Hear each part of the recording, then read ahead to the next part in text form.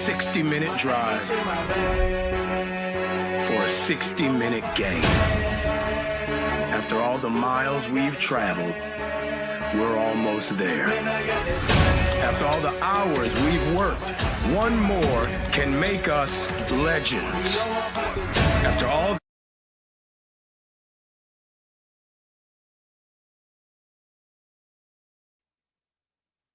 Welcome to this special edition, this playoff edition of The Last Word, here for the quarterfinal matchups.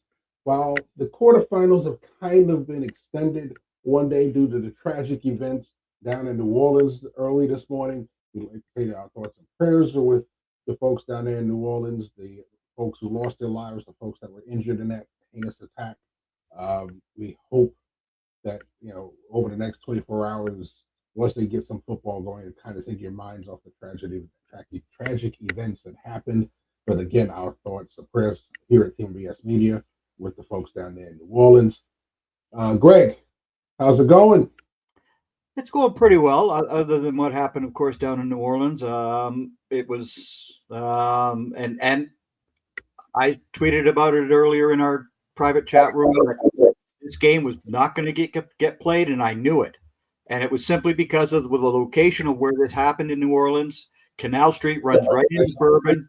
Yeah, right down the and that's street. where all the hotels are. Yeah. So if people have never been to New Orleans, that's one of the big reasons. One of the other things I was told by a couple of Notre Dame fans who were there, are still there, they were told that it was going to take them 4 hours to get to the stadium grounds alone. Just to the grounds, not the actual stadium. So yeah, this was going to be, the best thing to do was to delay this game and basically go from there. And with those kind of situations, it's a large crime scene, so a lot of that area is cut off. There's going to be a lot of different extra precautions now. There's an investigation still going on to see if there were other actors involved. So. Which has already been reported that there were three other people involved with placing IEDs. So yeah, so it's a situation that's ongoing. It's not something that's this isn't a traffic stop. So exactly, and for all these people who are worried about their gambling bets and their travel arrangements, I've got 4 little letters for you: STFU. Okay, because these are human beings. Let's have a little bit more empathy out there, folks. And Bill, welcome to the show. Good to see you. Fashionable as always. Look at you, rocking. So we're about to get into the first game. We're going to talk about Penn State first. Yep.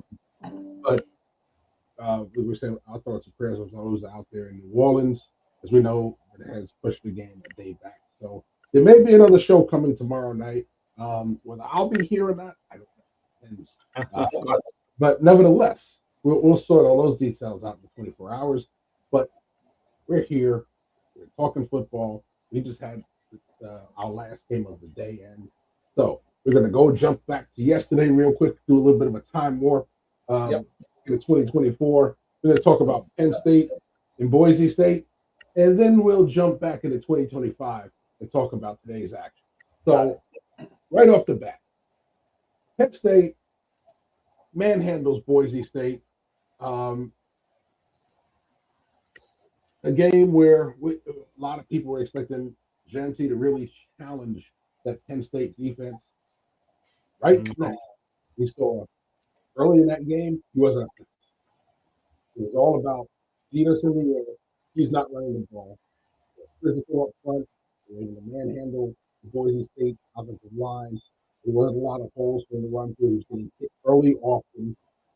2 fumbles in the game. Lost one of those. So overall, they did a good job on him. He did get over 100 yards later in the game. At that point, the game was no longer in question. So let's talk about this game. Why don't you start it off, Bill? Since you're fresh coming in. Greg's had a chance to talk. Well, everyone's going to talk about size, but I'm going to talk about speed. To me, the things that were most apparent to me was the edge rushers And edge, really the perimeter players for Penn State on both sides of the ball had a significant speed advantage over the players they were facing in Boise State. And obviously, your pass rush types are faster than offensive line. That's always going to be true.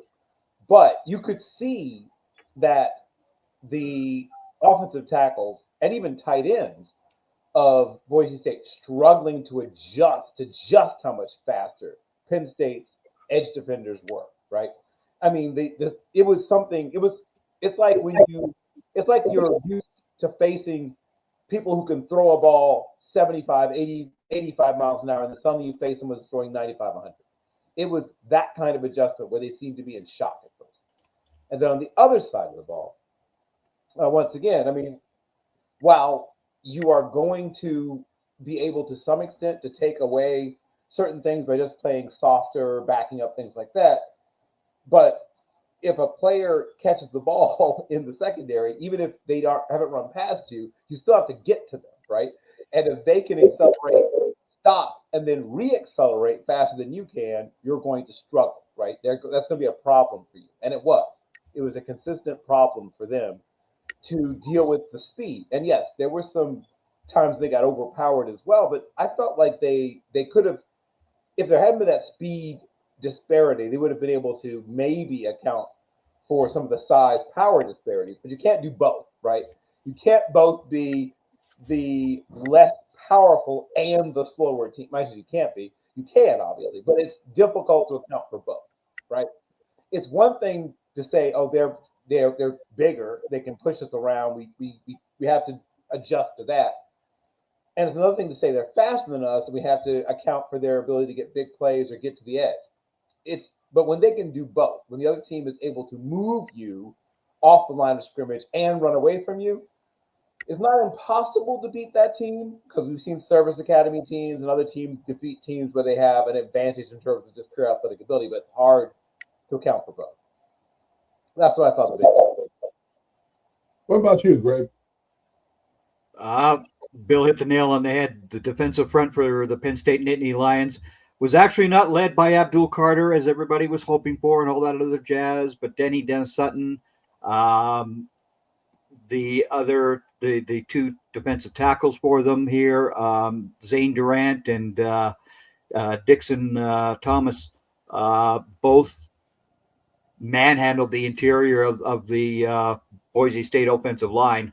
And when that happens to you, I don't care how good of a running back you are, you're gonna get hit in the backfield quite a bit, and you're not going to be able to run to the outside either. And Genty just he had 94 yards or whatever the case may be, but again, the Boise State Broncos offensive line just wasn't able to touch the Penn State front. They were just stopped dead cold. And that's not to say that Genty isn't a very good running back.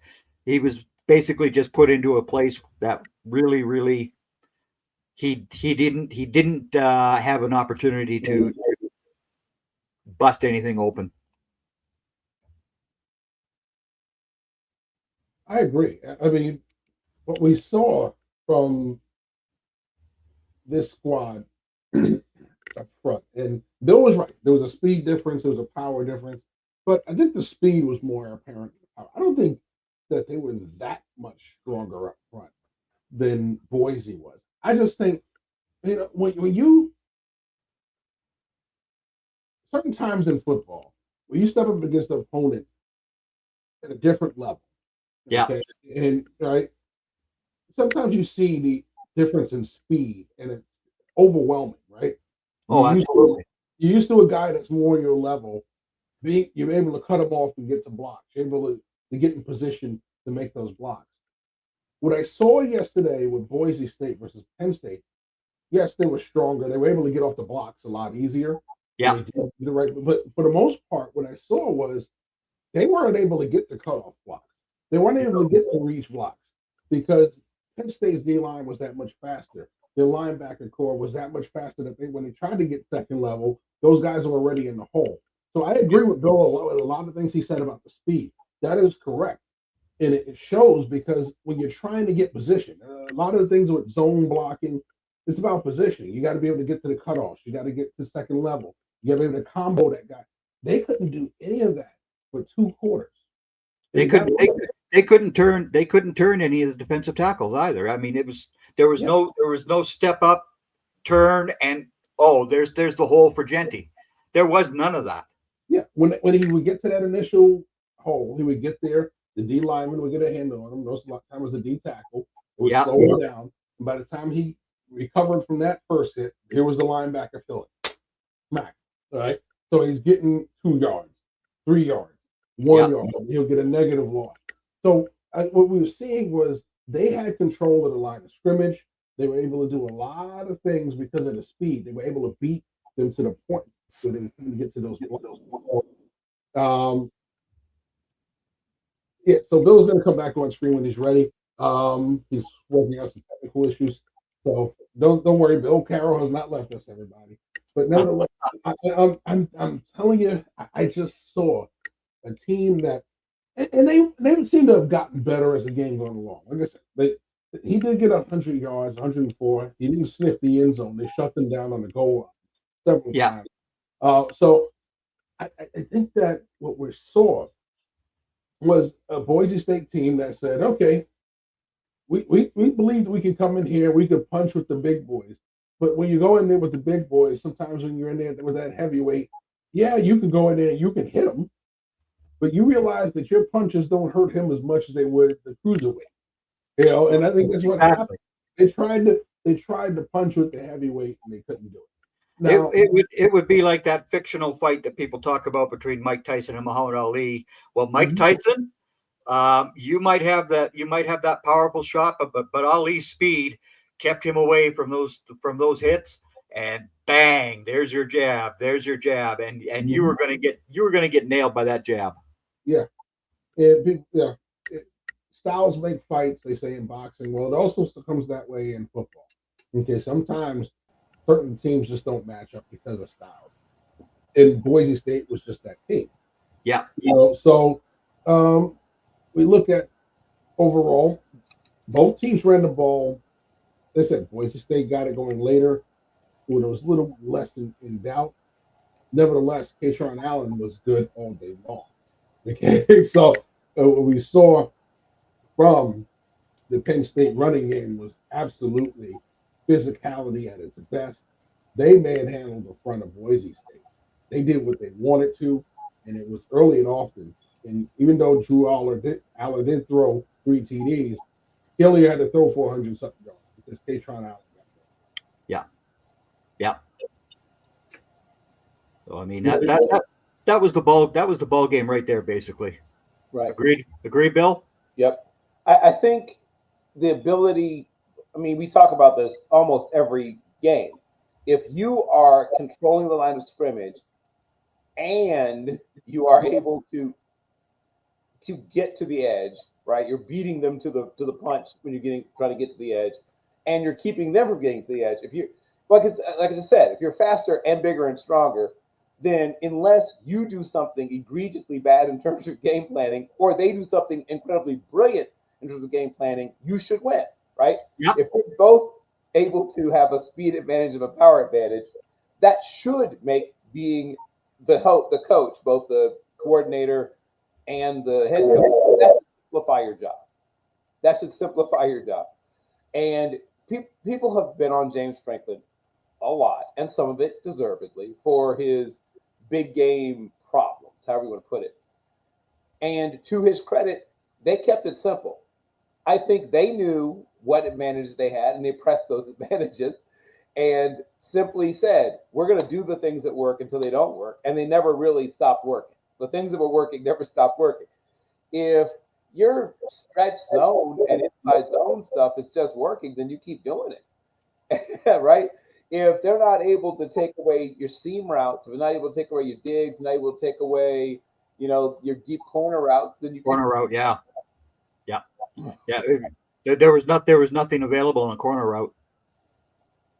So you figure out what is working, and you keep going at it till they stop that, and you move to the next thing. Yeah. And Boise State, to its credit, kept it from becoming an entire, like a full-on route, right? It wasn't something where you got disinterested and left, which you couldn't say about some of the games that we saw. So they managed to stay within, I guess you call it hailing distance, even though Penn State established early dominance and never relinquished it. They managed to keep it from getting to be like an embarrassment runaway where it's, 4 touchdowns, 5 touchdowns, that kind of thing. They didn't let them get out of distance, but you could see that they also couldn't gain, right? They kept them from running away, but they couldn't gain on them either. No, exactly. So that, I mean, this game was pretty much over before it even began, really, because I mean, Penn State's defensive front was just that solid that once Genty couldn't get his yardage, like he did break a couple of tackles there. Yes, he did. He still broke tackles, but he was only going to be getting the 3 or 4 yard maximum. Right. He didn't get loose for a 16 or a 25-yard gain Right. that we saw him playing in the Mountain West. Penn State's basically got a real good defense, and I've said that all year. That's why I had hoped that they had played much better against Ohio State, but hey, you know how these things happen. Yeah, well, here's what I would say. I think that if they had a similar game plan, of course, they don't have the same power and speed advantages, but if they had not essentially panicked at certain points, I think that would have been a different game against Ohio State. And that's once again back to those two touchdown runs that Ohio State had back to back, bang bang. As soon as that happened in the second quarter, I said this game's over. It's over, and that's because Penn State's defense didn't shut down anything from Ohio State. Right. But I still believe they could have gotten back into that game if they weren't so far down. Some teams are used to playing from behind, and they're good at it, right? We saw what Arizona State did. We'll get to that no later. That's a team that you can tell has been in a lot of close games, has been in games they've been down, 2-3 scores in the second half and said, okay, we're still fine. Some teams are not used to playing from behind, and it shows, right? You get good at things you've done repeatedly, right? Is it Aristotle who said you are what you do repeatedly? So some teams don't have that, right? As soon as they're down by 10 points, they panic, right? They don't know what to do. They aren't used to it. And once again, that's where some of the criticism has been about James Franklin. They weren't so far down that they couldn't still do the things that they like to do. And I hope that they learned from it. And though if they get another shot at some of these teams, like, the Ohio States of the world, that they'll comport themselves. They'll do better the next time. I think they will. Because there's not a huge talent disparity. There's a slight talent disparity, but not a huge one, right? Penn State has Penn State has the drop off at wide receiver. That's their downfall against an Ohio State team, especially with Caleb Downs in that secondary and things like that. That is Penn State's downfall. The running game, you got equal talent there because Singleton and Katron Allen can both carry that ball just as well as Henderson and Judkins. Judkins can. Yeah. So it is really going to come down to, again, the defensive front playing a much more solid game than they did against Ohio State. In those first 2 drives that Ohio State scored on, they didn't stop that running game. They didn't stop Judkins or Travion Henderson. Right. The 2 most important words for them next time will be run fits. Yeah, exactly. Well, we got Brock in the house. Brock, welcome to the show. We're talking 2024. We're talking Penn State, Boise State before we jump back into 2025. Your thoughts on that game? We hit on the finer points of Penn State being not only quicker, faster, stronger, being able to control the line of scrimmage, slowing down Genty, meanwhile having success in the running game themselves. And also, we didn't get a chance to really touch on the tight end who had a big game as well. But let's get your thoughts. Yeah, no, I mean, you guys are absolutely right. You guys touched on everything that was critical to this game. From what I've been hearing around, I'm sure you guys have heard as well, Drew Aller's name has shot up draft boards in 2024 tremendously because of his performance in this game. Obviously, he already announced that he's planning on returning to 2025 for the 2025 season at Penn State. but there are some that are urging him to come out in this draft class because they believe he will be a top 5 pick if he does so. Of course, right now there is a debate between who is QB1 between Shedeur Sanders and Cam Ward. If Aller comes out, it will be a 3-headed race all the way until draft night. He performed excellently. He did what he had to do. He put the ball on the money, and he was able to be effective downfield, something that I think some of us have questions about him being effective in doing against some of the better defenses in college football. I do want to also throw out the fact that unlike Boise State, Penn State did play a game fairly recently, so they're not having to deal with any rust or anything of that nature. And no disrespect to Boise State secondary, it isn't the most elite. However, that doesn't take away the performance that a Penn State quarterback had. Tyler Warren is right now in a dead heat with Colson Loveland in terms of who is the number 1 tight end in the draft class. His performance is excellent, and of course, people remember what they see most recently. And consider we haven't seen Loveland play in some time, Warren right now is getting that nod. And if he continues to in this excellent play as they go into the semifinals, I would expect him to be a highly sought after draft prospect, especially since the rookie tight end record was just broken by Brock Bowers this season.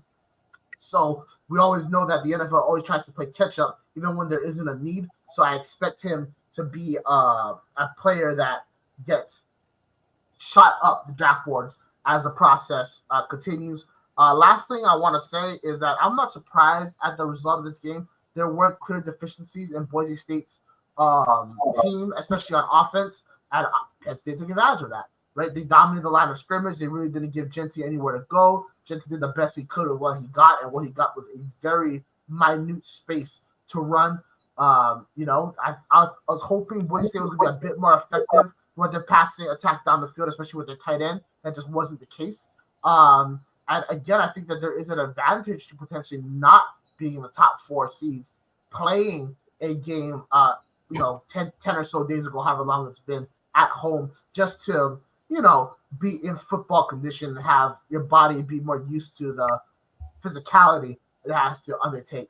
But shout out to James Franklin. They came in with a solid game plan. You look at 2 coordinators with Andy Kay at the offensive side, Tom Allen on the defensive side, that had 2 straight successful game plans against 2 high-quality opponents in this playoff cycle. And I would not be surprised if those guys are not head coaches once again or for the first time after the season wraps up. Last point I want to say is that something that I was very, very, very impressed with was the pursuit of Penn State's defense. Of course, there's so many things in college football that you cannot control, but your effort and your abilities to be in position to make plays, you can control that. Ashton Genty was making Penn State defenders miss or was breaking tackles left and right. He wasn't able to get anywhere because of the gang tackling mindset of Penn State. As they go forward in the playoffs, whoever they play next, I don't have the chart in front of me to see who the next opponent would be. That's something they have to worry about, is that Penn State will rally to the ball quickly. And if they can get you in those third and long situations, things will go and open up for the Nittany Lions pretty quickly. Last point I want to say is that I tweeted out earlier this year, or last year, I would say, that Penn State is going to surprise a lot of people in this run. They're doing everything correctly to get to the semifinals so far. And a lot of narratives are changing on some of these coaches, and that we'll talk about further, of course. But James Franklin, the narrative on him is definitely changing at a rapid pace, and his prospects and Happy Valley are getting better as each day goes by.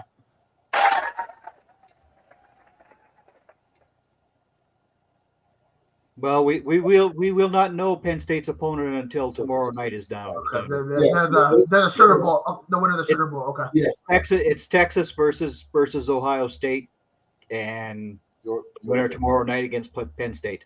Right. Yeah. So either the Notre Dame Georgia winner will face Penn State. Yeah. Either one is a great matchup for the Gator Bowl. Yep. so we're going to move on.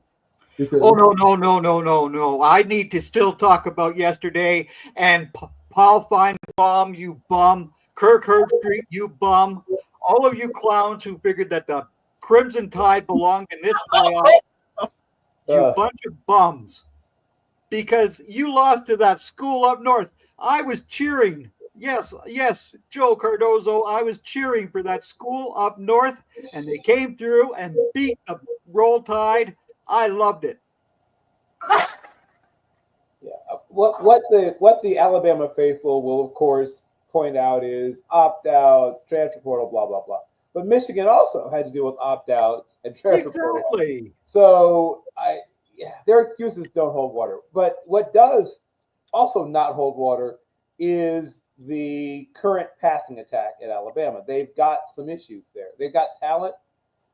In fact, there's talent at every part of that team on both sides of the ball. But just because you have a collection of talent doesn't mean you have a team, right?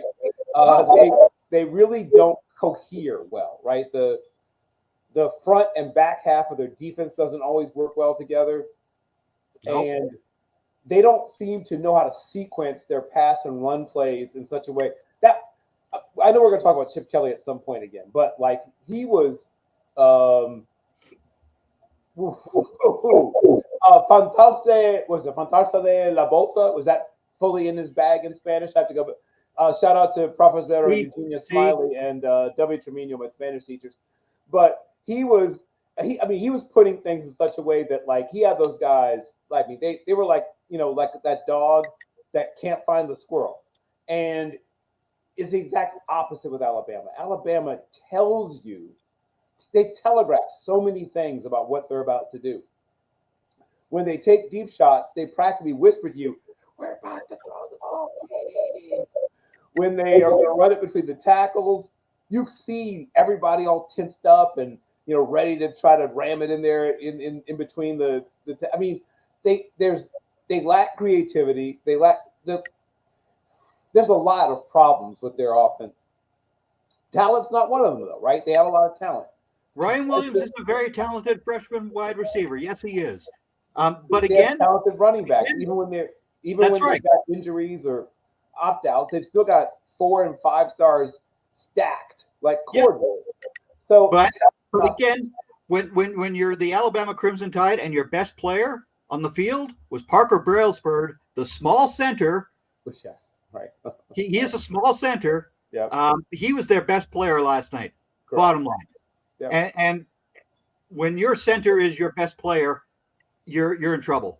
Bottom line. That's just the end of the discussion. And again, for the South Carolina folks who figured you should be in the playoffs too, you also lost to the Illinois Fighting Illini. ILL. Brock, you've been big on the Illini. Yes, I have. See? I always feel a Brett Bielema coach team is going to be a fundamentally sound defensive squad, and they'll be effective on the ground no matter what. I mean, they've had to in his entire tenure because he hasn't had many great quarterbacks. However, Luke Altmaier is probably on top of that list of the best quarterbacks to play under Bielema. I mean, I don't try to put too much weight. Alabama's a bit different because Michigan had so many of their top guys not play. Will Johnson, Mason Graham, Kenneth Grant, Loveland, right? Donovan Edwards and Mullings both did not play either. Exactly. Running back. So that's a different story. Alabama just complete. There's no justification for that. But South Carolina, they are missing their 2 dominant edge rushers, so I will give them a little bit of slack. But at the end of the day, you need to win your games. Like to me, there's only one team. I know that this is a horse that has been beaten so many times, but it has to be said again. There's only one team that has a legitimate gripe about not being included into the playoffs, and that's Miami, right? And they have their case, and you know what? I also give BYU a strong case as well. I give BYU a strong case as well. Not as strong as Miami, but BYU did deserve to get a little bit more support than what they had as well. I think they deserve to have a little bit more support, but you look at how their season ended, and I think it's pretty clear that they did not deserve to go compared to the other teams that made it. At the end of the day, everyone's talking about strength of schedule, right? Like, maybe we should reconstruct the schedules if that we're not going to consider facing quality opponents. Well, the thing about Indiana is that they beat their weaker strength schedule. Did Alabama beat their weaker strength schedule? No. Did Ole Miss beat their weaker strength schedule? No. I mean, South Carolina has a case because their losses were to Ole Miss, Alabama, and LSU. But at the same time, how are you going to lose to the people that couldn't even beat their weaker strength schedule? You know what I mean? So that's a whole thing. As much as we can continue to harp on that, I think that the committee made an excellent decision. If there's any I don't like saying the committee made an excellent decision because I disagree with many of their decisions in the past. But if you look at how the playoffs have played out, Tennessee was a for sure team that got in and they got blown out. So it's just football. It's simply football. And I don't understand. Maybe I'm gonna stand on my soapbox for a little bit if you gentlemen don't mind. Trust me, I'm gonna get on one too with you. So Yeah. go ahead. I don't understand this line of thought that these playoffs have been boring. If you think these playoffs are boring, you don't know football and you don't understand football and you don't like football. These playoffs have been exciting. The atmospheres have been electric. To have playoff games on campus has been a phenomenal decision. And if not for sponsorships, I would like to see more playoff games on campus. Yes, I do enjoy seeing neutral site games, but those should be at most for the semifinals and the finals. The quarterfinals, it just doesn't have the same feeling to it. If Texas was to play at Arizona State today, could you have imagined what that would have looked like? But we are, thank you. Right? But with all that being said, that's a side point. We cannot keep claiming that the SEC is this big dominant conference. In fact, they have never been a domineering conference. Their top two teams have been dominant programs in the landscape of college football. Outside of them, who else has been the college football playoffs? Please, outside of Alabama, Georgia, and 1 year of LSU, one singular season, has anybody else from the SEC made the college football playoffs while they were a member of the SEC? No. And that's why you always hear me say the same thing about this rose-colored glasses that even the scouting community has for these SEC teams. It's BS. It's absolute nonsense. I'll take Tyler Shuck, the quarterback out of Louisville, before I will touch Jalen Milroe this year. I'm sorry. It's true. I'm sorry. No, there's nothing to apologize for. It's simple facts.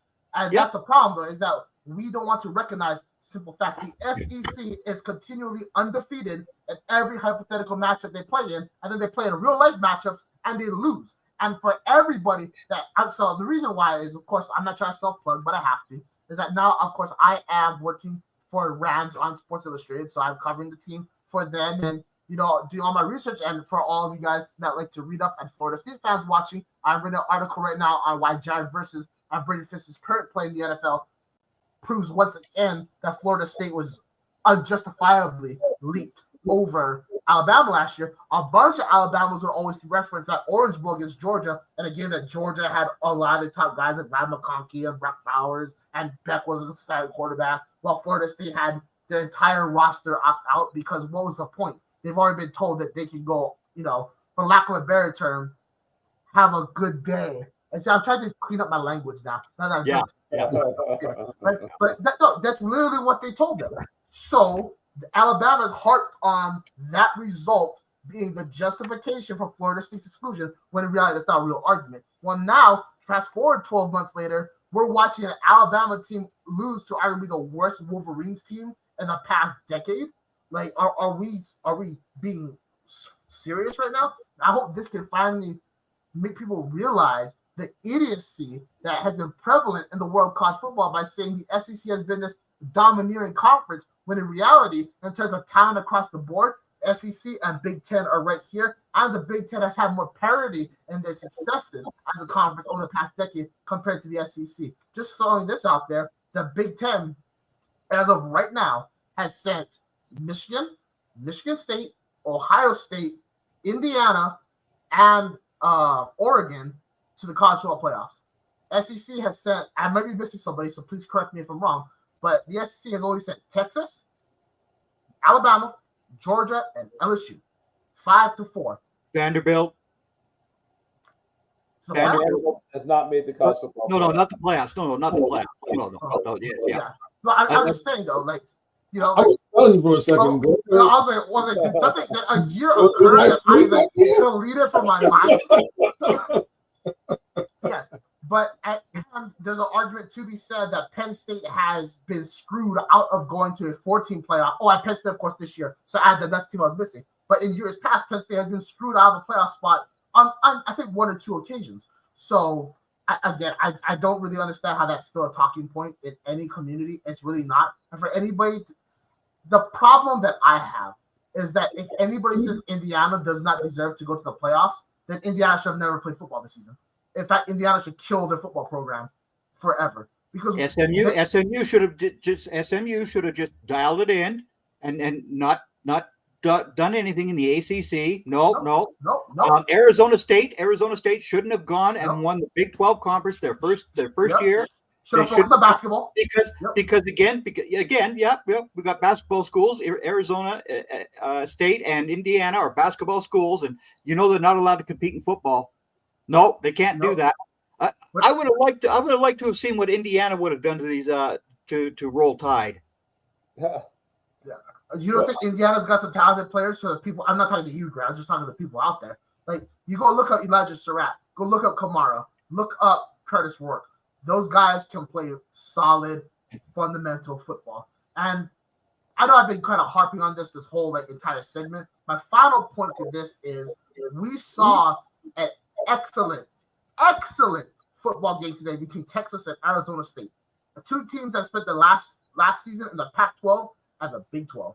We saw what was supposed to be a big match of heavyweights between Ohio State and Oregon occur, and Ohio State blew them out of the water, which I know we'll talk about in a second. So maybe we should all sit back, enjoy the games, and just enjoy the sport.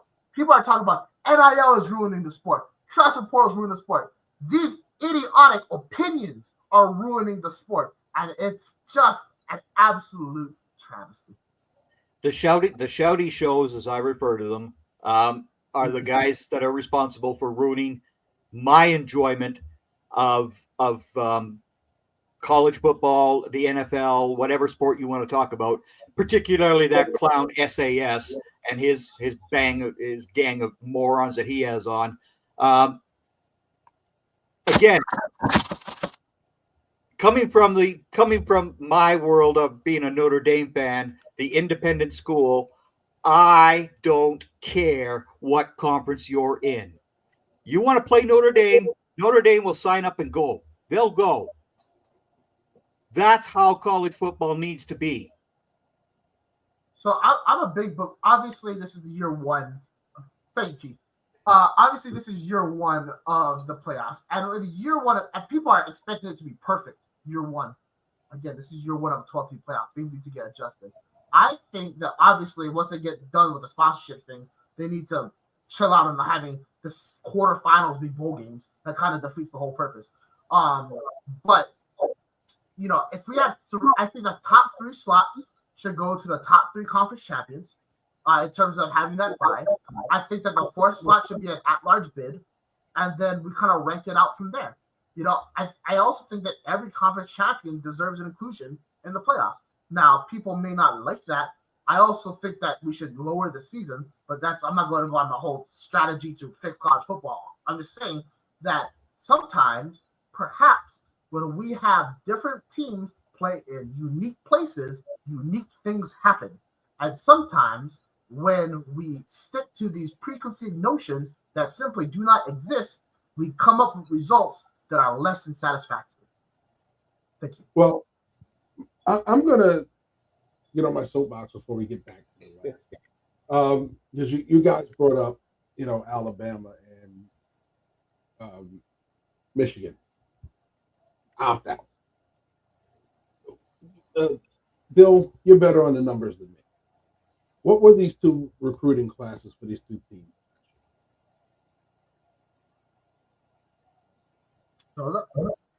Even about Alabama compared to what did both of these two schools rank in recruiting last year? You about Alabama and Michigan? Yeah. Well, I know they're both top five. That's good. That's all we need, right? And you look at it, they're both top five. And how many do they carry into a game? How many draft? Well, I mean, you have 85 scholarship players, but a bunch of those players, as we pointed out, weren't available to them. So they had, some guys who were walk-ons and some guys who were, deep down the bench reserves saw action. And guess what? They were pretty darn good too.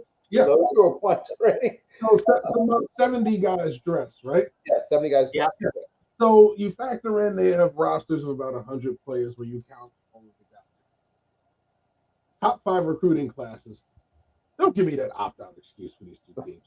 That's a lot of freaking talent. Okay? All right? That's the part that bothers me with the opt-out. All these guys opted out.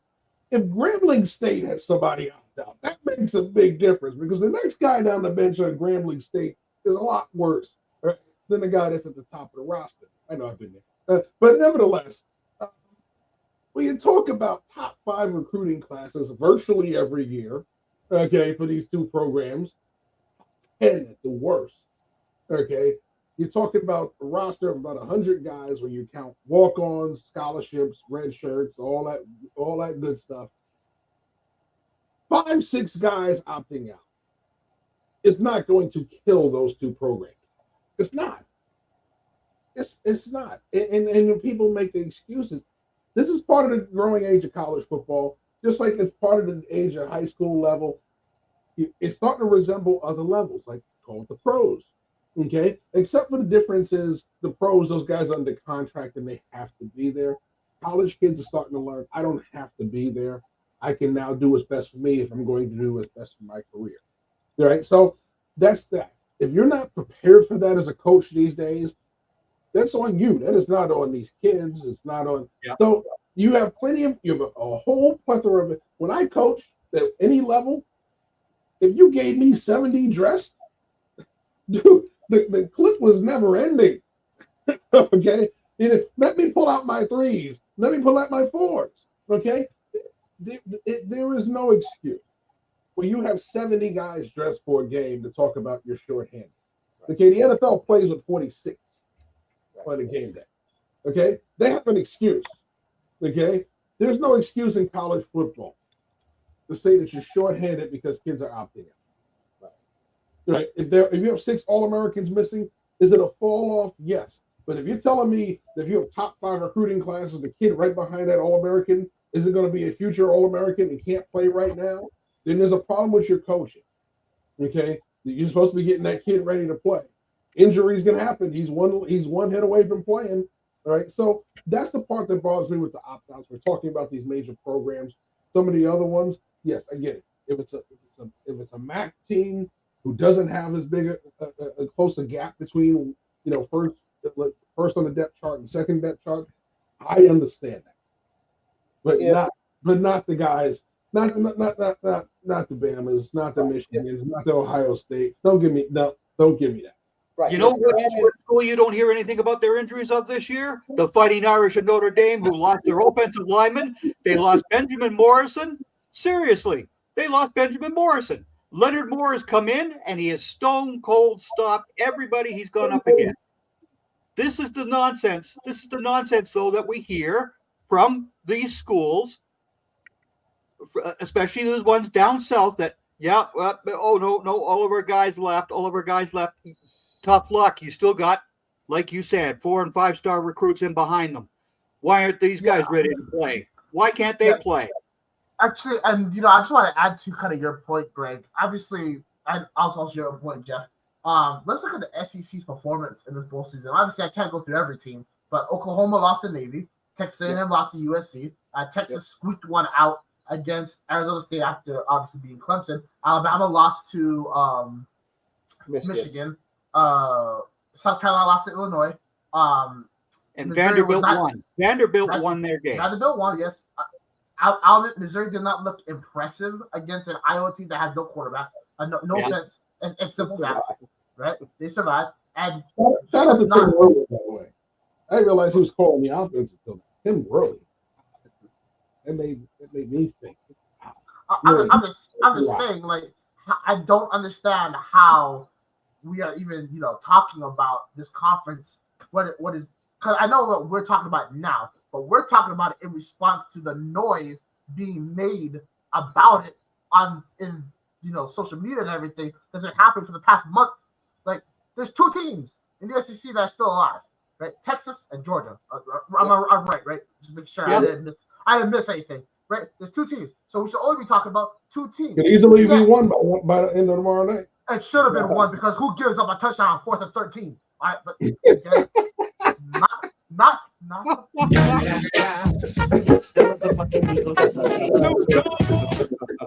Yes, but not the I mean, I know we're gonna get into it. I got some words. All right, but when we look at who are the leading figures in the new era of college football, it's guys like Dan Lanning, guys like Kenny Dillingham, guys that are embracing the modern era. Now, of course, Dan Lanning obviously didn't have the best thing because he just got blown out of the Rose Bowl. But hey, you know what? I'm a new man now. It's a new year, new me. Growing pains through coaches take a while. All right. Hey, maybe Ryan Day needed a 7-year growing period. I don't know. He might go on a run of win 3-4 straight national championships now. Who knows? But at the end of the day, chill out, because Kalen DeBoer, right, at year 1 at Washington, at year 2 at Washington, was a drastic difference. As Alabama lost a tremendous amount of talent, I'm just going to say it, Terry Arnold, Kool-Aid McKinstry, Trey Amos, Caleb Downs. They lost Tyler, what's the J.C. Latham. Sorry, I couldn't think of his name. They also lost a couple wide receivers whose names are not Isaiah Bond. That's the name I was thinking of. Yeah. Like, that's a lot of talent to replace. It's okay to admit, hey, maybe we're not up to standard right now, but we will be next year. It's not like this is year 3 or year 4, year 5 of this process. So everyone, because Marcus Freeman is a perfect example. All right. Even as earlier this year when he lost to NIU, we're like, oh, here we go again. He allowed Oklahoma State to come back and beat them in the Fiesta Bowl. He did not have the greatest start to his rookie campaign as a head coach. His second year, he had some losses and ended up winning the Sun Bowl, all right, to end the season. And what are they doing now? They're 1 game away from going to the college football playoff semifinals. I just want to say low tide. Yeah, and I agree with Keith. I agree with what Keith said here, Joe. We don't need that negativity here in this new year because Joe, of course, the Tide will rise again. No, the Tide are done. They're over and done with. I've had enough of the Alabama Crimson Tide and all their fandom and all this other nonsense that goes along with it. I'm sick and tired of the Alabama Crimson Tide. They're almost as bad as that school up north is, Joe. Oh, well, you, Greg. Let's talk about Texas winning today. How about that? There we go. All your Tide ills. We'll talk about Texas, Arizona State, a game that people were laughing at early, but then they turned around and made this again. Goes into double and triple overtime. So let's talk about this beauty of a game. So somebody check Bert Auburn's betting accounts because what was that? Like that kick, I just gotta say it. I thought it was over. I thought that first of all, I have been a critic of Steve Sarkisian for a long time. He, for the past 24 months, has coached some of the best football in the entire country. Yeah, I had some breath to him and his performance in last year's Sugar Bowl, but for the most part, he has been absolutely phenomenal. And how he called the final moments of the fourth quarter were absolutely flawless. He attacked Arizona State with excellent passing designs. He showed a lot of quickness, and they caught Arizona State off guard on multiple occasions. Why Bert Auburn completely shanked the kick? I mean, I guess complete shank is a bit of an over-exaggeration, but it looked good for the good first 2 seconds of the kick, right? It was looking good. Right? And then those are the moments where you think, oh, it's over for Sark. Like, there's no chance. And time again, especially in the overtime period, he proved that his team could get it done. Well done to Texas.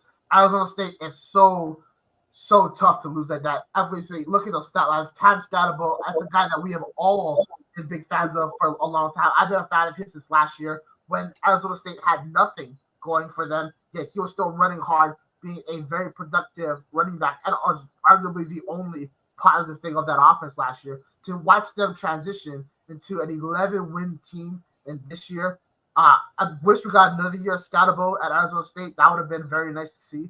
But obviously, we all got to move on. Arizona State was out their number 1 wide receiver, Jordan Tyson, I believe is his name. So that would have been a massive game changer.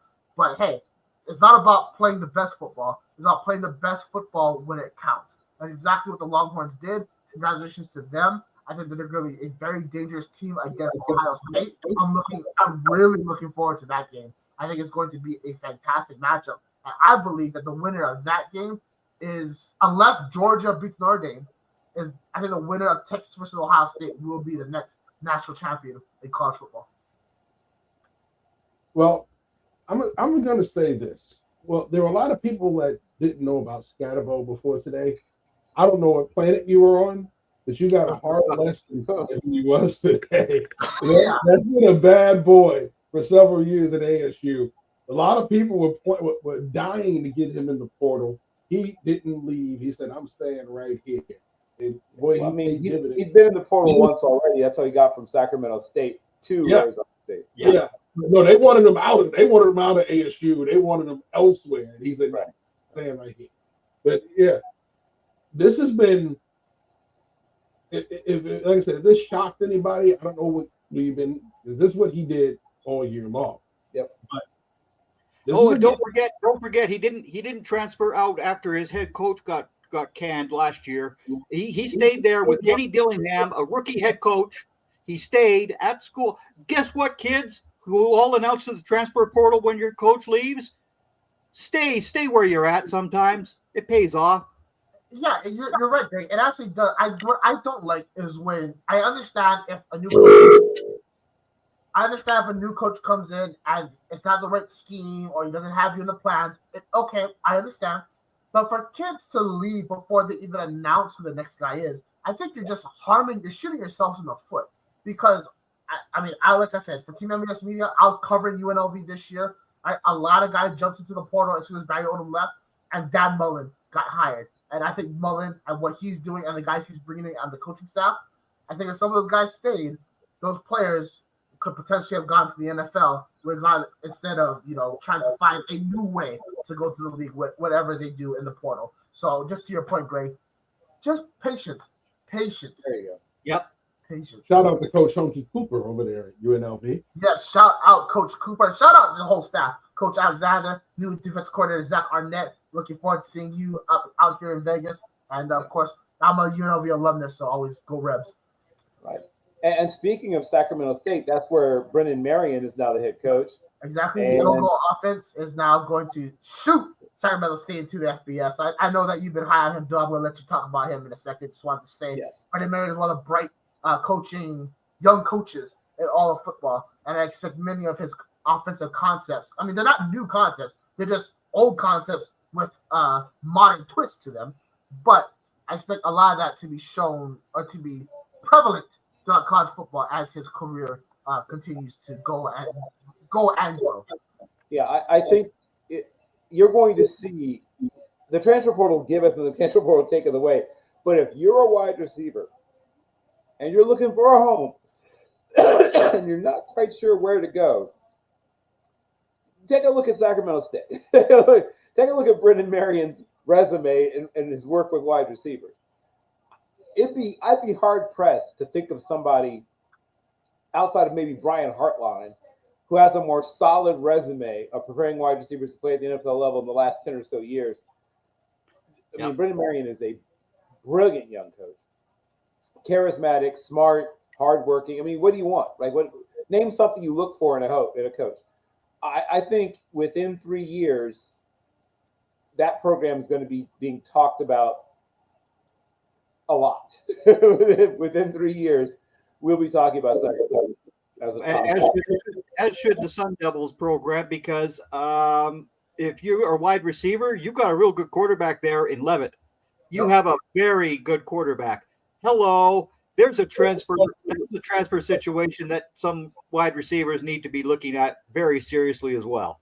Yes, you're absolutely right. And I just want to add about quarterback coaching. The whole reason why Bo Nix was a first-round pick was because Kenny Dillingham got Bo Nix to come to Oregon, and to the work that they did that first season, especially after how they started against Georgia, that could have been a confidence killer, a potential career killer if you don't have the right kind of coach that can uplift your quarterback.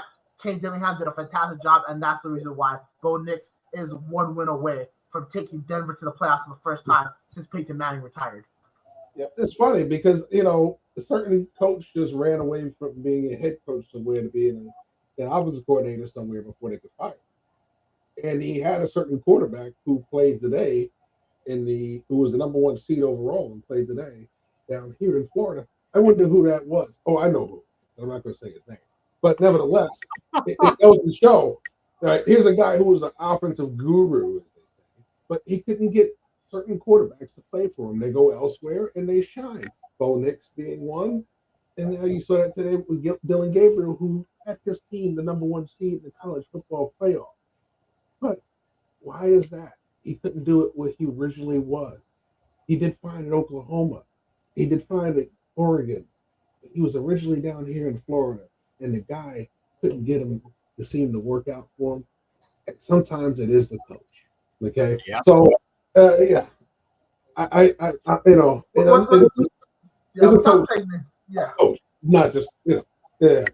Without saying names, shout out Nick Marshall, because I think as the years go by, what he did in 2014 just gets even more impressive. You know, God, Nick Marshall, that guy had a cannon on him for no reason. Right. All right.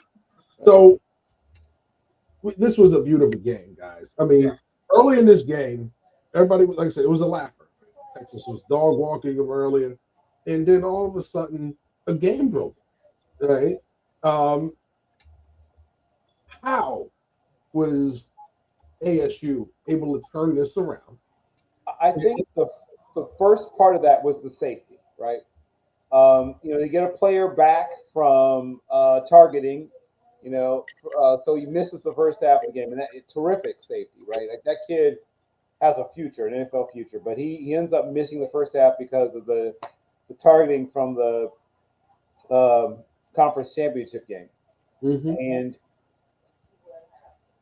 while you just mentioned how you should be good enough that losing one player shouldn't blah blah blah blah, but sometimes when somebody is important enough or a big enough leader or a big enough personality, it tilts the field when that person's not there. Mm-hmm. And so this guy is the king of their secondary, right? He plays the star, I don't know, call it what you want in whatever system you run, but he plays in the slot, he plays sometimes in the box, sometimes deep middle, and he's just a super smart kid and a good athlete. So he times up a blitz perfectly, blows up that play that ends up almost being a touchdown, but it ends up at least being a safety. And then that sets them up for a field goal. And that's sort of, still they're way down, but you could see the life coming back. And then, we've all just bloviated and loved up Cam Scatterbo, but I'm going to do it some more because why not? There is, I don't have a really great comparison for him because he's so different.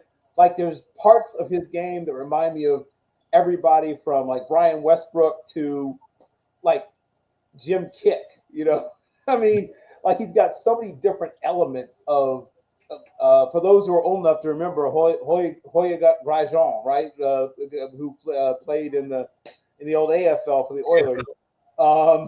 Like he's got that incredibly low, like human hockey puck center of gravity, but change of direction and great hands. He can throw the ball and he can punt. I mean, he's like an old single wing tailback from the 40s. He's like Charlie Trippy. So he's got all these different assets that he brings to the table. He's terrific in blitz pickup, but he's one of those guys that can go out there like Jordan, with the stomach flu and help will your team back into a game where they're getting destroyed. They kept him under wraps for all of the first half and the first third of the third quarter. And then he goes and empties his guts on the sidelines. I guess grabs a Gatorade or whatever you do after that. And then he comes out and decides, okay, I'm just going to run through some people. And he did that, right? They knew he was coming. They clearly had prepared for all of the favorite plays that, he's good at best at running. They had a play where two guys hit him in the backfield. Okay, good, fine, boom. One of them was a D tackle. Fine, yep. No big deal. I'll bounce off this dude. Oh, a linebacker? I eat linebackers for breakfast. So he runs through these dudes' faces. I mean, he is truly something different and special. And I mean, I'm usually good at finding comparisons for a player, but I can't think of one. There's so many different elements in his game. My God, do I love watching him play because he's old and new all at the same time, right? He's got that, like, Larry Zonka, I mean, even almost like Earl Campbell like ability to just run through big people, not just DBs and linebackers. He runs through linemen on a regular basis. And you combine that with his terrific like route running and hands, blitz pickup, punts, passes, and kicks. It's crazy. So yeah, I'm a huge fan of his play. And then though Levitt had that unfortunate interception in the game, this kid is, I think, 19 and a half years old, I believe. I don't think he turns 20 until spring. Yeah. So he's not quite 20 years old. Redshirt freshman, I think, who decided also that he wasn't going to go out like that, right? He started hitting passes. He started extending plays. He started taking off and running and not sliding some of the time. Saying, I got to get this yardage and just going head first into people too. And when you play with Cam Scatterbo, it kind of inspires you, I guess, to think, yeah, maybe I can work with people too. But I mean, Levitt also elevated tremendously his level of play from the beginning of the game to the end of the game. He kept getting better and better and better to the last play, but that kid just played his heart out too. And their defense got better. I don't want us to forget how much better their defense played down the stretch. Yeah. They really outplayed Texas's defense in the second half. I don't think that's being said enough, how well that defense played. They gave up a few explosives. They gave up some things, especially once they got really tired in overtime, they gave some stuff up. But through most of the third quarter and almost all the fourth quarter, they were the determining factor of helping Arizona State to get back into it as well. I'm just going to add that I'm a player conference Cam Scatterbo, I'd like to say just real quick. John Riggins. Well, if John Riggins had a baby with Brian Westbrook, yes, I would agree with that. I'll go back even farther. It's Jim Taylor from the Green Bay Packers that he reminds me of because of the way he can go to the outside like Taylor used to do. He reminds me much more of because John Riggins was a much bigger back than Scatterbo is.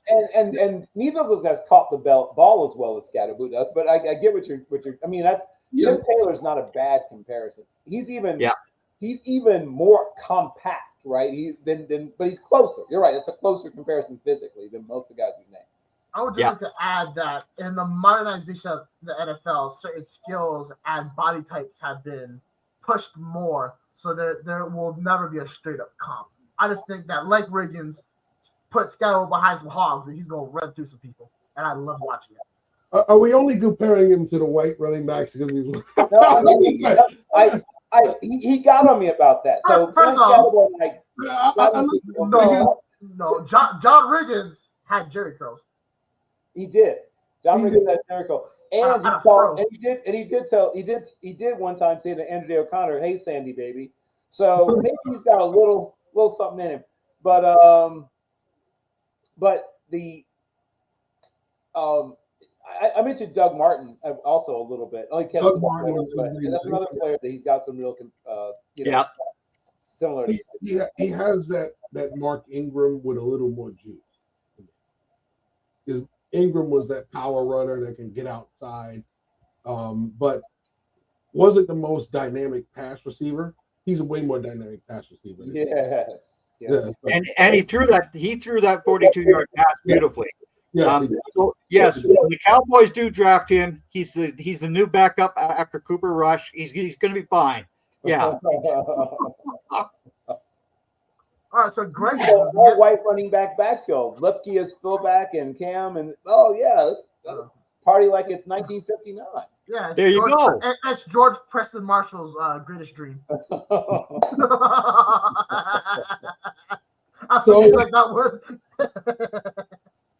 So there were some guys that had some some great games in this. I mean, we talked about Levitt, we talked about Scatterbo, and then you look at her and you go, well, there weren't too many guys that really had great games. They had some plays here and there.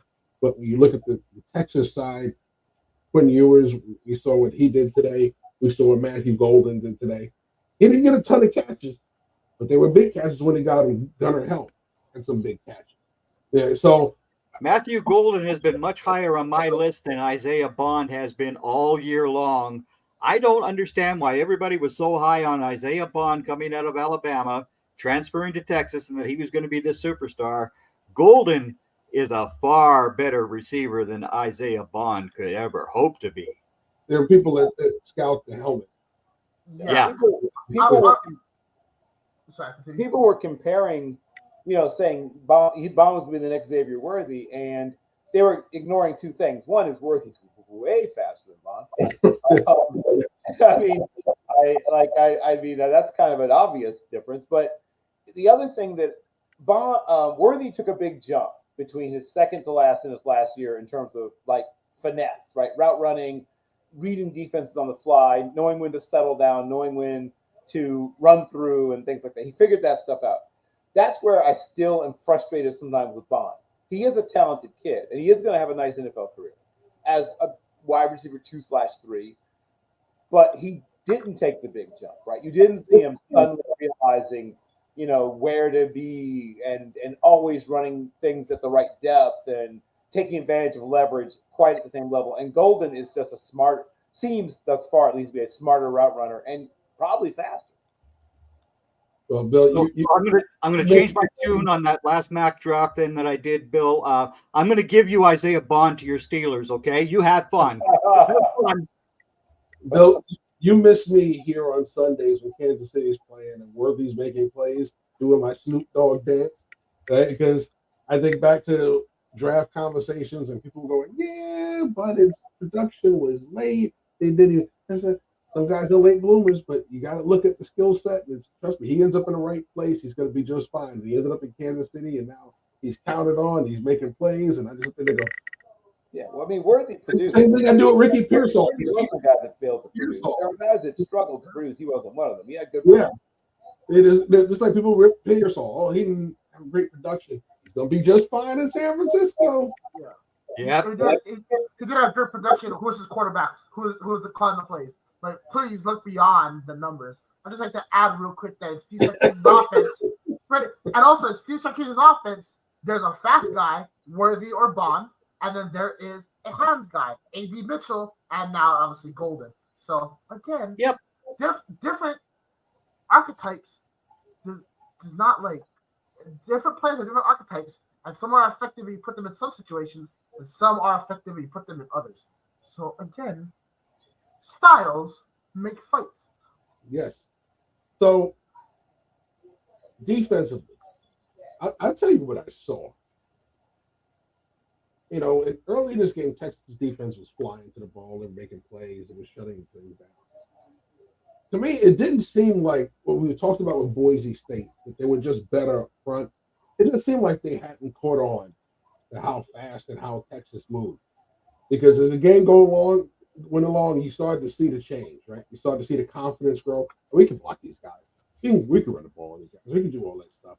And suddenly, all of a sudden, the tide started changing in that second half, and they figured it out. But it didn't seem like they were outclassed. Like we saw with Boise, they seemed outclassed by Penn State. They didn't seem outclassed in the first half. It just seemed like they just couldn't figure them out. Once they got that caught up, they got confident in what they were doing. We saw that change. So I think that's the biggest. We talk about the shift in this game going from an early blowout to the overtime in the way they played in overtime was just that. Yeah, I would like to point out also the special teams differences, right? You had a very makeable missed field goal. You had a touchdown on a return. So, I mean, that's a 10-point swing, right? That's 10 points right there. If they go to the half,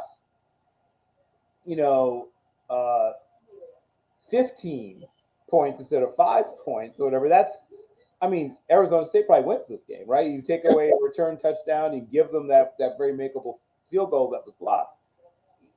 So the third phase doesn't get enough discussion sometimes when it comes to football, especially at this level. If Arizona State, instead of getting sort of blown out in the third phase, at least is even in the third phase of this game, they win it. Yep. That punt return for Texas was just a masterpiece, and that really turned out to be the ball game right then and there. Well, you mentioned special teams, and there's a lot of people cursing out Auburn, and we're not talking about the university. They're talking about the kicker, because the 2 missed field goals were huge in this game. There's no overtime if he makes them. So I think that's exactly what we're talking about, Bill. You're right. Special teams was a big point in this game, big point of emphasis. The kicking game didn't exactly work out for them, although we saw in the punt, in the punting game, they did just fine, right? We're talking about Michael Kern, punting for Texas, was able to pin Arizona State in some situations. Also, Floyd, on the other hand, was able to not only when they needed to get out of some bad situations, backed up with him kicking, but he also had the fake punt that he completed too. The 32-yard pass and the fake punt. So the special teams, you're right, did play a role in this game. There's a reason why it went to overtime, because of some missed opportunities for Texas. So there's a lot of people that were cursing out Auburn during this game.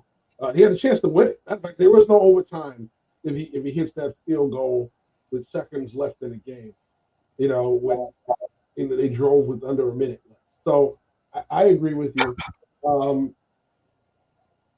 This has got to be one of those things where you look at it and go, all right, if I'm Sarkisian, we've lived through another game. We have another week to go. We got to fix these special teams. This kid's got to get out there and kick it until his leg falls off, because you ain't got time to audition another kicker. Get out there and kick till your leg falls off. I think what you saw at Notre Dame. This was the only time that Auburn has struggled all year was today. Yeah. So it was it almost he overcorrected after he missed the field goal to the right. He overcorrected, and that's why it doinked off to the left crossbar. I'm not so worried about that aspect for the Longhorns. I'd be far more worried about the Longhorns secondary and their linebacking crew trying to stop Judkins and Travion Henderson than I would be about the kicking game.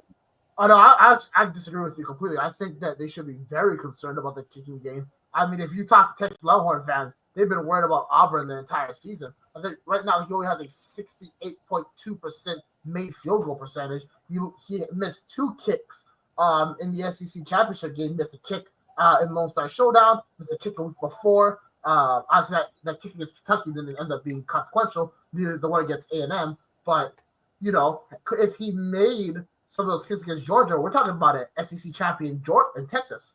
So I do think that this is a massive concern, especially now when it gets to these critical moments. What are we always going to talk about when he goes out to the field to kick a field goal? Oh, remember last week when he missed it? Everyone's going to be talking about, oh, here we go again. This guy's going to shake it. That's going to play into his psyche. So I think that it's actually going to be a massive point of concern for Texas moving forward with Auburn as their kicker. Also, I can't confirm. I've heard rumors that the NIL collective and those that have invested in Mr. Auburn money-wise are very upset about his performance. And we could see something happen where we're seeing NIL guys not be willing to re-up Auburn. And I believe he's a senior, so it doesn't matter. But if he says that you have eligibility and wants to play in college, you might have to go somewhere else, because those are, again, rumors that I am hearing. Can't confirm, but just want to throw those rumors out there. He needs to be drafted in the second round by the Chargers. So let's carry on. First of all, no, he doesn't. All right, like the Cowboys, the Chargers also have an excellent kicker. Our kicker is also from the University of Texas, and Cameron Dicker is flawless. But you know who could use a strong kicking game? Notre Dame. So they can kick back after Georgia kicks their butt tomorrow in the Sugar Bowl. No. Oh, how sweet it is when the Bulldogs feast on the Irish. You keep dreaming about this one, Brock. I don't have to dream about it. I just turn it on every big time Notre Dame bowl game for the past 20 years, and I'm going to get a preview about what I'm going to see tomorrow. All right, it's not dreaming; it's actually reality. Like, okay. Okay, Brock. Hey, Brock. We're talking about today's games. So you just stop talking about the Fighting Irish and Georgia. We'll talk about that tomorrow. We'll talk about that tomorrow, Brock. And we got one more. I mean, they did fantastic in the Hawaii Bowl against my Warriors, and they showed out that time. I mean, they didn't show out against anybody else, but Yeah. Well, we got one more game to talk about for today, and of course that's the late game. Yep. As it was originally supposed to be the midday game, became the late game due to the tragic events in New Orleans. Ohio State exercised the demons against Oregon. Exercised them, they did. It was, whoo, man. It was just a strict throttling for 3.5 quarters. And honestly, Oregon, you can't hang your head on the season you had. You're 13-0 coming into the game. But this was disheartening because you went into Ohio State, beat Ohio State in their house early in the year. And in dramatic fashion, because Ohio State was leading late in that game. But then you went to dog walk the rest of the Big Ten.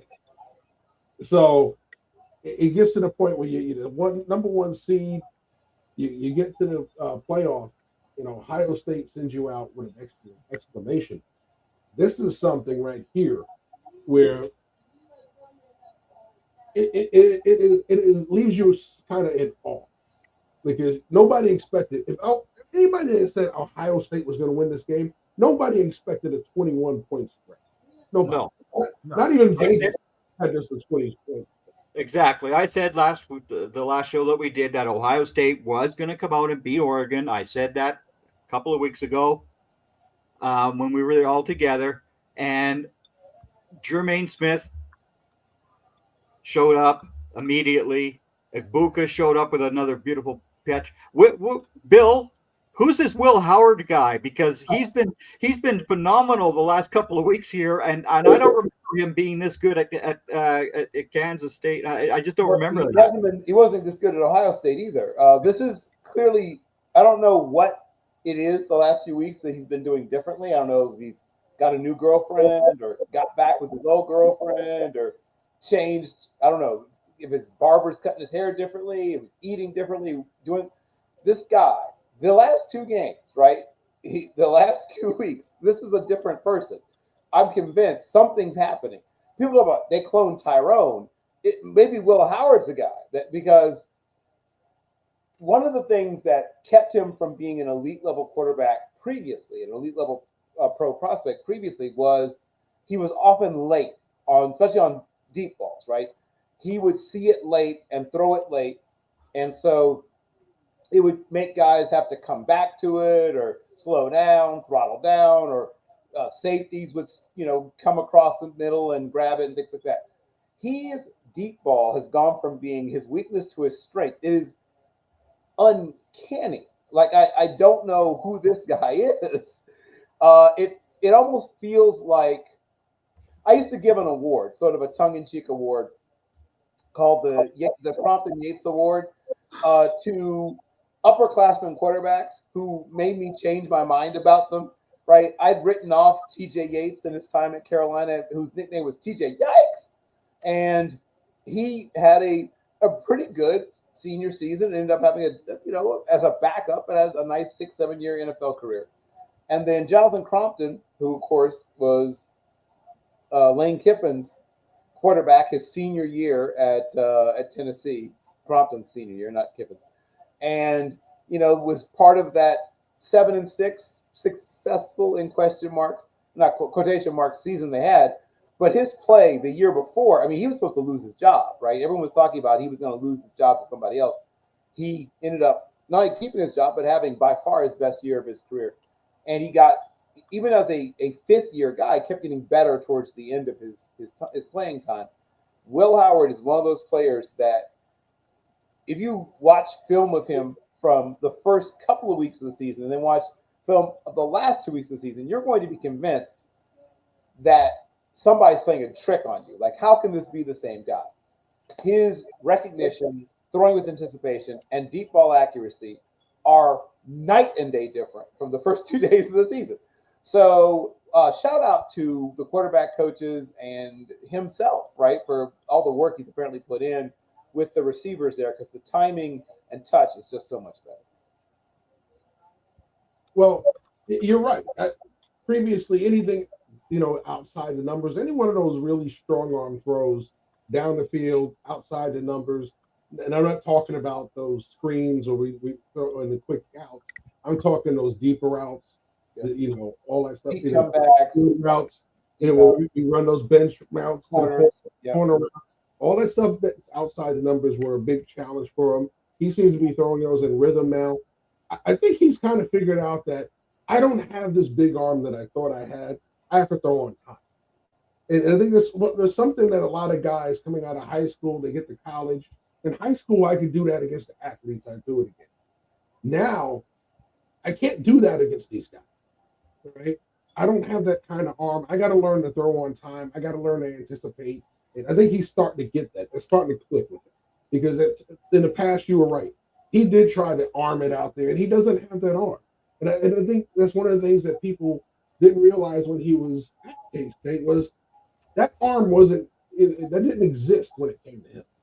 So that's one thing that we're starting to see from him. He's starting to throw on time. He's throwing the schedule. He's throwing with anticipation. It's not so much he's trying to arm it out there when he sees it open, as opposed to he's anticipating it. Here we go. So I think that's the big reason why we're seeing that improvement. However, I didn't see this much improvement in Ohio State to be a 21-point victor over Oregon. And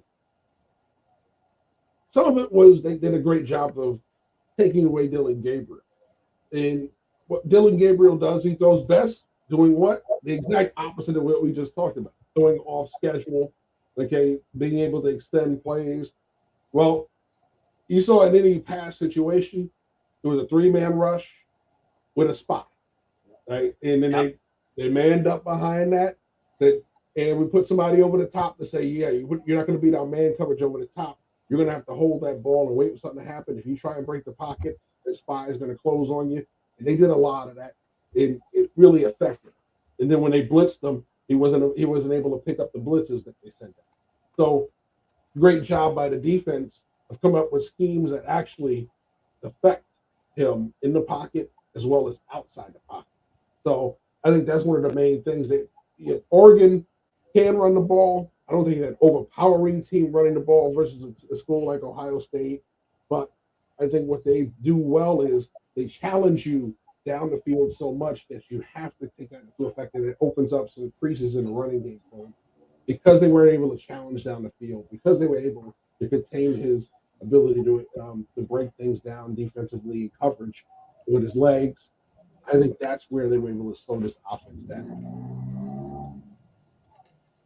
I also want to add that unlike their first matchup, and this is just to your point, Jeff, Oregon's wide receivers did not get even remotely close to the amount of separation that they were having, in the first matchup. I mean, it looked like Ohio State's DBs were not within 5 yards of Oregon's pass catchers, and that's a big point. Also, I want to shout out a guy that I've been so back and forth on in my evaluation, but today he has shot up my board without a doubt. Noah Igbinosun had himself a day today. He played flawlessly and was a big time reason why Ohio State was able to be victorious. Also, the defensive for Jack Sawyer and Simon, they were just wreckers on that defensive line and just in the pass rush in general.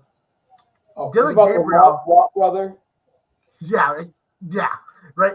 And for me, something that I was very surprised with was Dylan Gabriel. I mean, obviously he had all time in their first matchup to throw dots down the field, but I would hope that after a while, especially in the second half when they had an opportunity to go into the locker room and kind of settle things down, and then they were able to kind of get that first touchdown on the board, it did seem that there was a gleam, in the words of Marty Schottenheimer, a gleam for the Ducks to come back.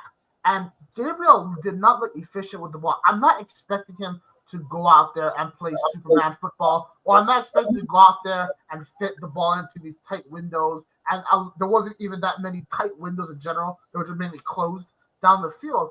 But in his mind, after seeing how much pressure he was under in the first half, there has to be that ticker that says after 4 seconds, I got to get rid of the ball. He took too many sacks and unnecessary hits in this game that I felt could have been avoidable had he either just stayed calm in the pocket and delivered a strong football, or had he been able to throw the ball away when he was able to get out of the pocket. Oftentimes, he kept looking for the play downfield, and that ended up being to the detriment of Oregon, placing them in very tough 3rd and 4th and long situations. So that was I'm very surprised. And as much as this seems like it is a criticism of Gabriel, and to an extent it is, I also have watched the same offensive coordinator, Will Stein, not do the things that he is supposed to do in the big-time moments. I watched it last year in the Pac-12 championship game. I'm watching it this year in the Rose Bowl, and that's something that he needs to tighten up immediately if he wants to take that jump to the next level and be a excellent head coach. I think he has the potential to do so, but when you don't change and focus on these details lead to the death of your season. Also, Ohio State offensively was just spectacular. Jeremiah Smith, I'm pretty sure lawyers around the NFL are now like emailing, judges and stuff, getting some funds available to see if they can somehow take away the requirement it's going to take for players to take the jump to the NFL. Because Jeremiah Smith is NFL ready. He was a man amongst boys today, and I cannot wait to see him dominate in the NFL. It's interesting because he wasn't supposed to be the stud this year, right? It was supposed to be Ibuka's year. It's been all about Jeremiah Smith this year, So it happens at Ohio State. I mean, Jackson Smith and Jigba was supposed to be the stud a couple years ago, but ended up being Marvin Harrison's show. You can say about Smith and Jigba compared to Olave and Wilson. Though Olave and Wilson still dominated, Smith and Jigba, especially when Wilson and Olave opted out of the Rose Bowl, you saw him ball out. So I think it's just a thing at Ohio State is that there's so much concentration on your 1 and 2 guys that either the 2 guy or especially the 3 guy is able to go out there and have those advantageous matchups and dominate. All right. And I mean, who wants to go play Ohio State? Ibuka, Smith, Tate, even G. Scott has a lot that he can perform. And then, Travion Henderson, Quinshawn Judkins. I mean, imagine if they still had Seth McLaughlin. Like, that would have been even more dangerous. Imagine if, what is his name? The guard that's playing left tackle right now. Donovan Jackson. Donovan Jackson played his natural position. Like, Ohio State, I know I've been hard on them for a long time, but after today, I just want to give them as much flowers and appreciation as possible. Because despite having to overcome some of these things, they not only went out and got the job done, have shut people like me up, they look scary. And this is the first time I've been scared of a Ryan Day coach team in quite some time. But that was always the knock. That's why he's gotten the knock he's gotten. You've had all this talent, okay? Talent leaves, you don't fall off. You keep coming right back with more receivers, more linemen, more DBs. So whatever it is that you lose to the draft, you come back with it and then some. Okay, so the problem has never been the talent. Everybody knows Ohio State has the quality. The problem is, why can't Ryan Day finish the job? Okay, even when Jim Harbaugh started winning, they said, well, Harbaugh turned it around. He was able to go out there and finish the job. Why can't you finish the job? Okay, so that's always been the knock. If he gets it done this year, that knock goes away. He can do the Steve Young, that you can pull the monkey off my back. It's gone, because plain and simple, that's been the knock. You can't get it done when the time comes. When the lights are on you, you can't go out there and win the big one. You haven't done it. You lost in the playoffs before, and here he is, 2 playoff wins, and 2 away from winning it all. So, okay, so he's halfway there. So, Listen, kudos to him. Right? Everybody's talked about him. He's taken a lot of heat. Okay, but he got it done in a big way today. He really did. That loss, yes, people did write him off after that last loss in the Big Ten. That bumped him out of the Big Ten title game, because this rematch would have happened in the Big Ten title game if he didn't lose. Okay, so Ohio State, plain and simple, they get into the playoff as a as an at-large bid because they didn't win the conference, and they go out there and throttle the conference champion in the playoffs. So he deserves his flowers, because he did what nobody expected him to do. No, Vegas did. Vegas had him was it a 3-point spread? They didn't even anticipate this, but they were favored in this game. But Vegas stayed. So Vegas knew something. They didn't know this stuff. Nobody knew this. So I must say, though, looking at Dan Lanning, I think Dan Lanning is now going to be that guy. Okay. Yes. Yeah. So now it's okay. You came out there, you won the Big 12, and then you lost it to Kalen DeBoer last year, and you were always falling short. Now, this year you come into the Big 10 and you throttle the Big 10. You dog walk it in 13 in straight sets, right?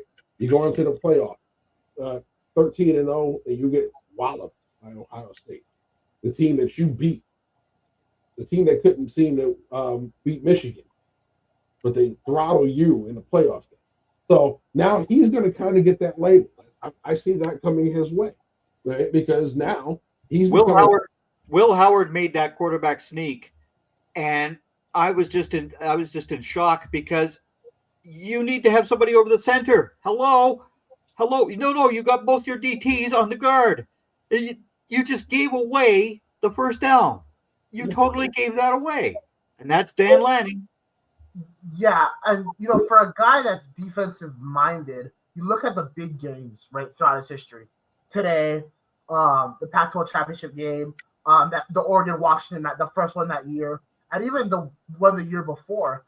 And you're seeing a similar type of wide receiver and running back have success against his defense time and time again. Last year, of course, it was Romo Dunze. I think the first one. I think Jerry McMillan had the big performance in the second one. And of course, in the Pac-12 championship game, Dylan Edwards, I believe his name was the running back that had the success against for Washington. And then you saw it again through it, Henderson, Jenkins, and of course Smith. So I don't think he'll get the Ryan Day hate as much because Oregon doesn't have a natural Michigan in terms of what Ohio State does. There's not that big rivalry that everyone's paying attention to. But when you start to peel back the last 3 years that Lanning has been there are some games where you go, whoa, wait a minute. Like the first loss in the Civil War up in Corvallis. Of course, the 2 losses to Washington. Then not the fact they lost today, the way they lost today. And even against Penn State, I felt Oregon should have had a greater margin of victory against Penn State in the Big Ten championship game.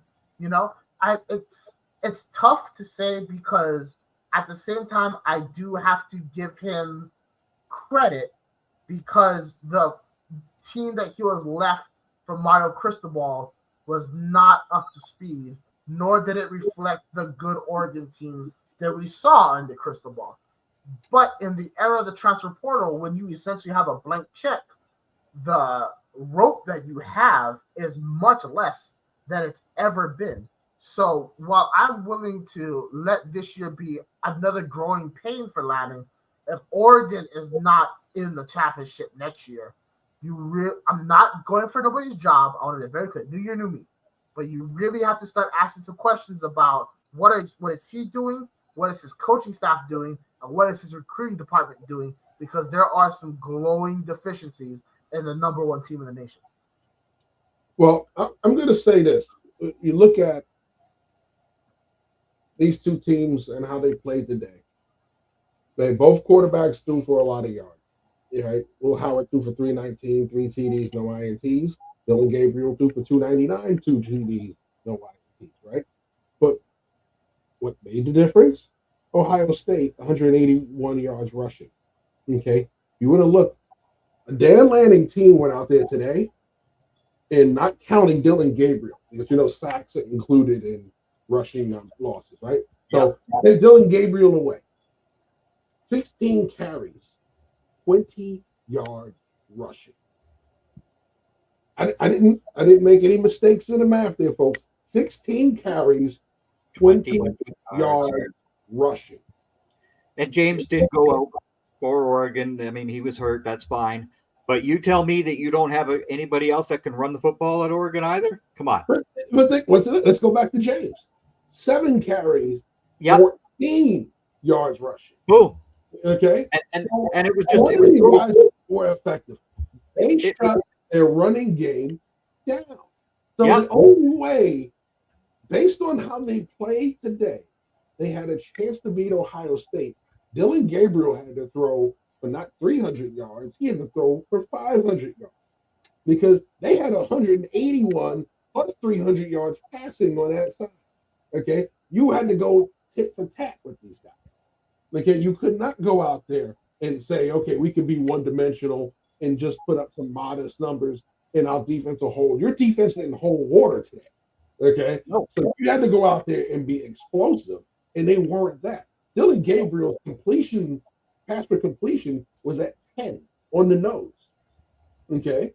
So when you look at it, okay, he's completing passes, around the line of scrimmage, around the first down mark. Okay. As opposed to, you talk about on the other side, he's well over 20. He had 17 completions, 319 yards. That's well over 20 yards a pass. He was going down the field, right? Talking about Howard. So yeah, it shows in the numbers. We talk numbers and we say, sometimes the numbers lie. Well, this isn't one of those times, okay? When you look at it, okay, let's look at the longest completion he had today was 44 yards was the whole. He did have a 25-yarder to Ferguson, a 21-yarder to Lowe, okay? But when you look at the rest of those numbers, they're all around the line of scrimmage. He's throwing a lot of screens. He's throwing a lot of quick passes. He's throwing a lot of things. RPOs and quick screens. The typical stuff we see out of college quarterbacks, every one of them is the RPO and screen game. That's what you got. Whereas Will Howard put the ball down the field today. Bottom line. Yeah. Sorry for the feedback, folks. When I adjust my headset, that's what happens. That's what you're hearing. Ooh. You guys are right. I think another thing that we need to talk about is that Oregon came into this game with 2 tackles that were getting a lot of high draft consideration. I'm not too sure about that anymore for Connolly and Cornelius. I mean, it just felt like they were getting the whole O-line in general, but they were getting toasted time and time again. I know we're talking about the running backs. I don't think you put Prime Earl Campbell in that backfield, and Oregon's going to have much more success than what they had. They just got dominated. There's no other way to put it. I know Joe, a boss man, has been up here talking about how West Coast football is just not built for the big time. Well, as much as I want to disagree with him, what evidence do I have from today's game to say, hey, boss man, you're wrong? Nothing. They did get dominated.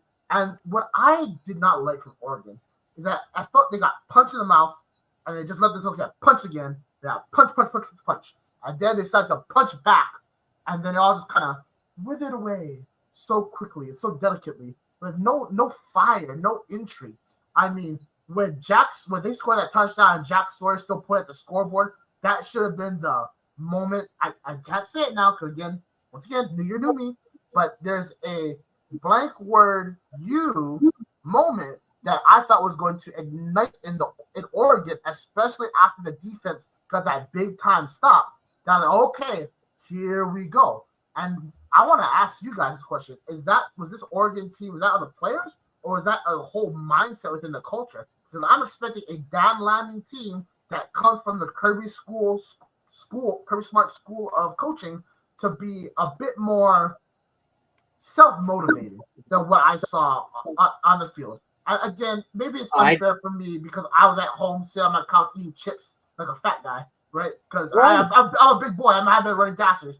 But at the same time, if I had to run gassers in July, I would put it all on the field in January. Because there's no February. That NIL deal that the Nike guy gives Oregon every year, these guys all end up being pretty damn lazy at the end of these end marks of the season.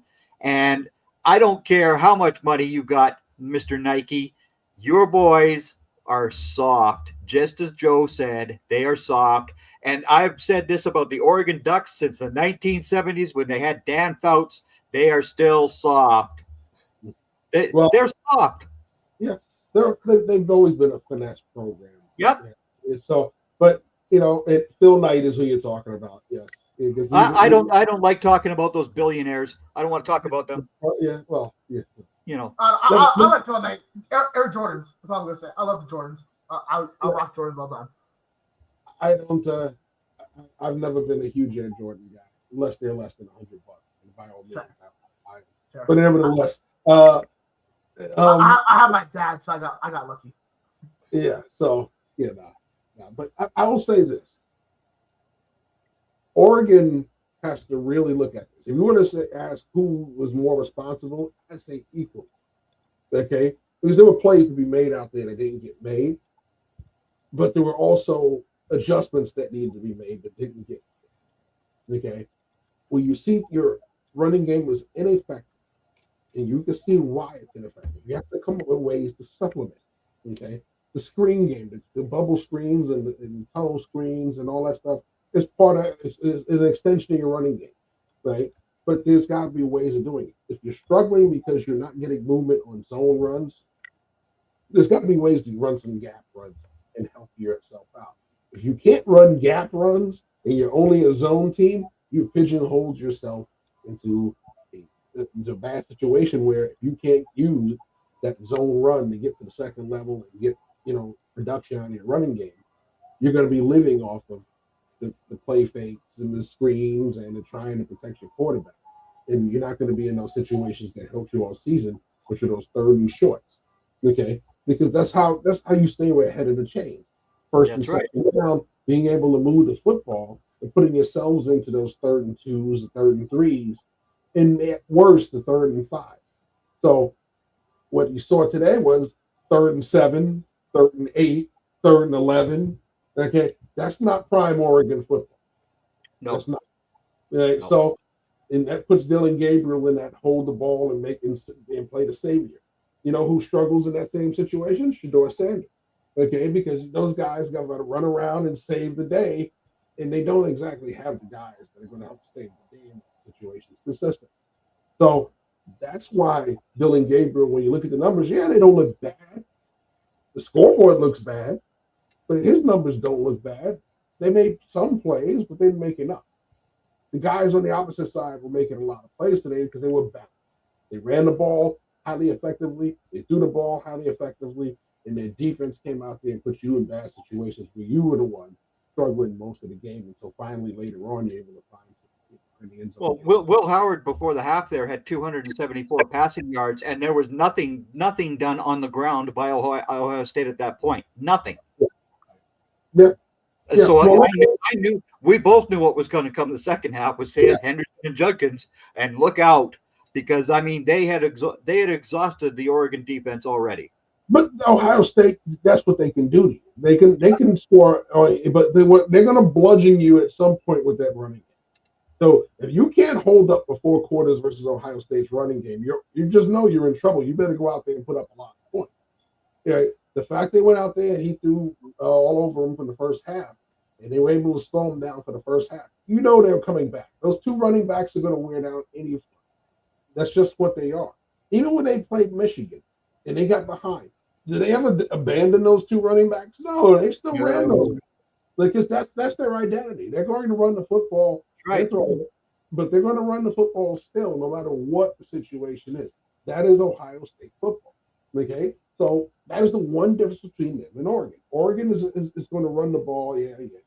But at the end of the day, it became about Dylan Gabriel in that second half because they needed him and they abandoned the run. Okay, after they were still running it in the first half, and when they started getting down in the second, they were still trying to run it. But they just couldn't figure out how to start finding production in the running game. So eventually they did bail on it. Yeah. And the scoreboard kind of helped, but the fact of the matter was it kind of helps you get back in favor when you can find ways in the running game. The teams just can't let their pass rushers steal off one. And Ohio State's defense did not come after Oregon the same way they did in the second half either. They didn't attack the Oregon Ducks the same way that they did in the first half. And that's just natural because they were up so much to begin with. But if you saw, it's the same with what that formula they used. When I talked about the 3 pass rushes and the spy, that's how they shut them down. Exactly. So they did that late in the game. And even then, they did score, but they didn't score enough to make this Nope. a game in the game because once again, that was still effective. It may have hurt them in certain drives where they did give up some chunks and big plays, and then eventually they gave up a score. But for the most part, in the second half, that game plan never went away. It was there the whole time, and they blitzed occasionally and gave them a couple of different looks. But when it came down to pass situations, they put 2 safeties back, they manned up, they put those 3 down linemen out there. Down. And that spy, every time he tried to break away, you saw the spy step right up. Step right up.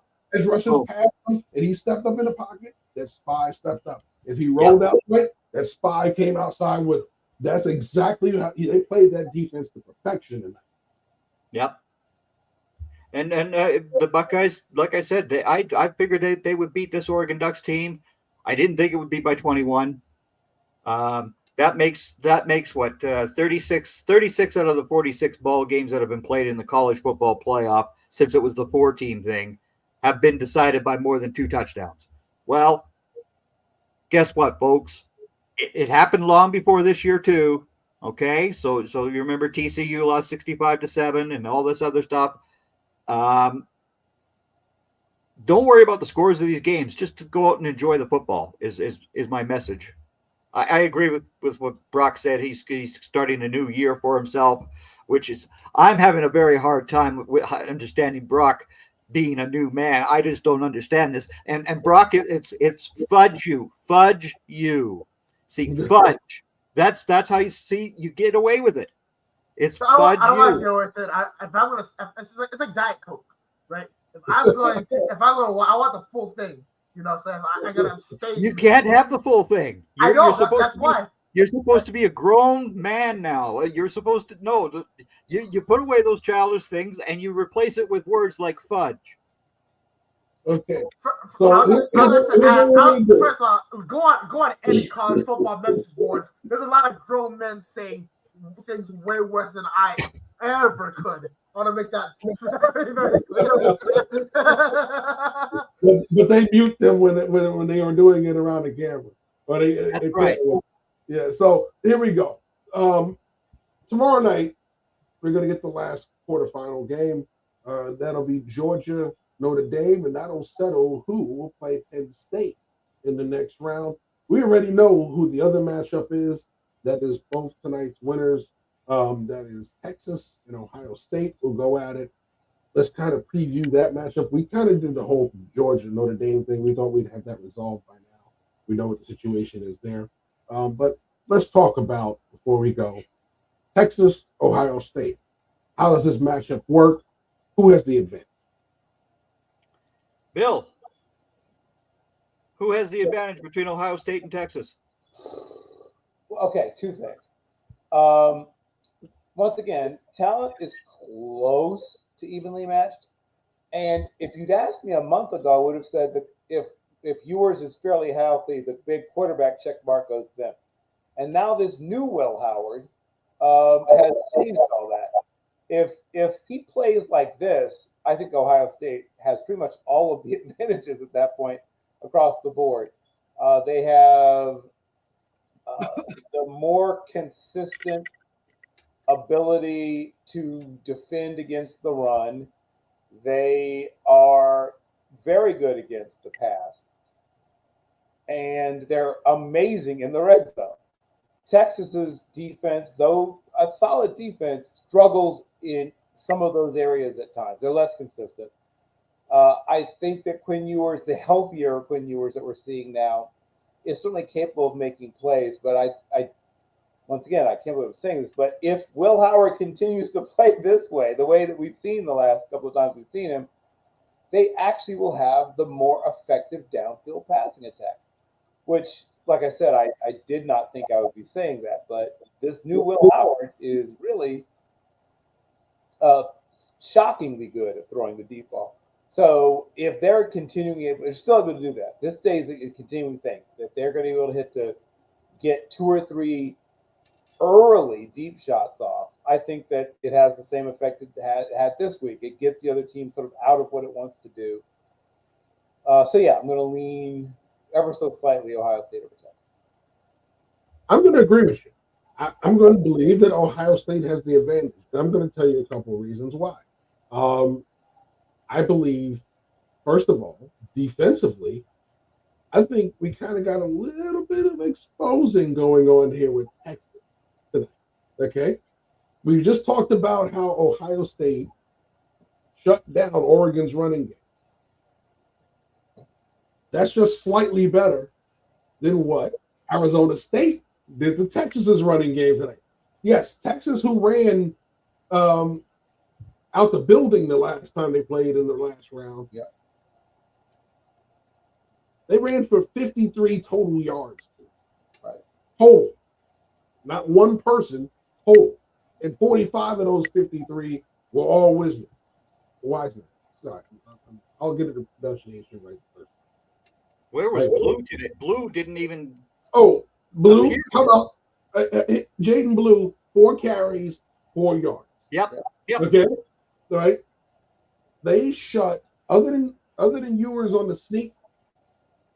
Oh, and on that sneak on the 6-yard run, 0 rushing touchdowns from a running. Right. Yep. Right. So if ASU has the capability to do this, what do you think OSU is going to be able to do against this running game? So Sark's better get in his bag. Talking about guys getting in their bag. He better get in his bag and figure something out, because one-dimensional ain't going to cut it versus Ohio State. It's not. That's just not. It never really works that way. Okay? You may get 1 or 2 teams that can get by on just throwing the ball on them, or or being a one-trick pony. Most of the time, it doesn't. They take usually that away and make you do the weak option. Okay? So, granted, we know Texas can run the football, but we've seen they can be shut down. It's shut down. I mean, not 2 yards a carry, but you get 100 yards as a team. We're talking about totally shut down, irrelevant. Like 53 yards in a game rushing means your running game was irrelevant. Okay, it presented no threat to that defense for 4 quarters. Okay, so for that to happen to them and still win, they're very fortunate, because usually when what you saw from Texas tonight would have been, okay, we're up in the 4th quarter big. Now our running back can tee off, and we go for 150 in the second half, and we close this game out. They couldn't close this game out with the running game tonight because, plain and simple, it was ineffective. Arizona State caused it to be ineffective. Ohio State can be a tough team against the run. So I'm telling you right now, that's a problem that Texas has to remedy, or else they will be packing it up again in another semifinal game. Yep. Honestly, my point, I agree with all of you. I have Ohio State going. I think that it's just, if you look at it, games are not decided on paper. I want to make that very clear. But if you do look at it on paper, there's a lot for Texas to try and overcome against a stout Ohio State defense and also a potent Ohio State offense. The thing that I'm having trouble with finding out is, let's say they focus their offensive blocking schemes to stop Jack Sawyer, GTT, Simon, and Williams and company. That's probably going to mean they have to run 6-man protection. Can Texas, with 4 wide receivers instead of 5, be able to effectively penetrate the Ohio State secondary, as Ohio State will most likely be able to drop at least 6 in coverage, if not 7, on a repeated basis, even if not at sometimes 8 in certain situations? I would not put money on it. Alongside the fact is, the way Will Howard is playing is great, but even if he wasn't playing as great, Texas has to be physical against the 2-headed running back monsters of Trayvon Henderson and Quinshon Jenkins. We just saw what one guy did to them in Cam Scatterbo. Now, I'm not saying Scatterbo, I would say that Henderson and Jenkins individually are better than Scatterbo, but what I am saying is that Henderson and Jenkins are going to have much more juice in the tank than one Cam Scatterbo coming at you, especially in the 4th quarter. And when your defense is tired and when they're going to need that critical stop whenever it comes, will Texas just simply have the energy to do so? I just don't see it. So that's why I'm going with the Buckeyes in this one. I'm going to make it a clean sweep. The Longhorns defensive front needs to get after Donovan Jackson, but I haven't seen Donovan Jackson struggle at left tackle. I really haven't. I mean, that was from in the season when this happened, when he had to make that move, and I still haven't seen him struggle as playing a left tackle. I just have Henderson and Judkins having very, very good games against the Texas run defense, and I'm sorry, Mr. Smith is going to light up that secondary. Yeah, and I feel you, Greg. I think what the problem is, we are draft guys. We always are looking to project to the next level, not looking at the fact that here's a college player who, at his current level, is capable of playing the position, right? Oh, yeah.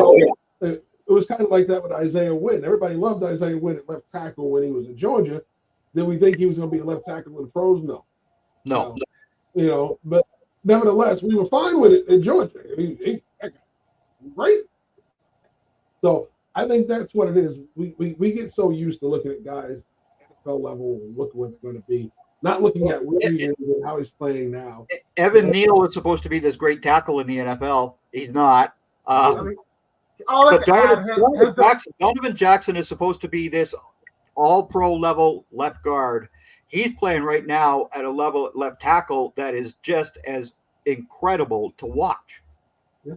You're right. I just add 2 points to that. One, I feel like Evan Neal's development got screwed up beyond repair way too quickly early in his career. But that's beyond the point. The second point is, to just point, because this Georgia guy, no one expected Jamari Sayer to be a good left tackle. And while he hasn't been great as a guard, when he had to go in at left tackle and release a Rashawn Slater, he played flawlessly for the Chargers, allowing them to make the playoffs that year with a very banged-up roster.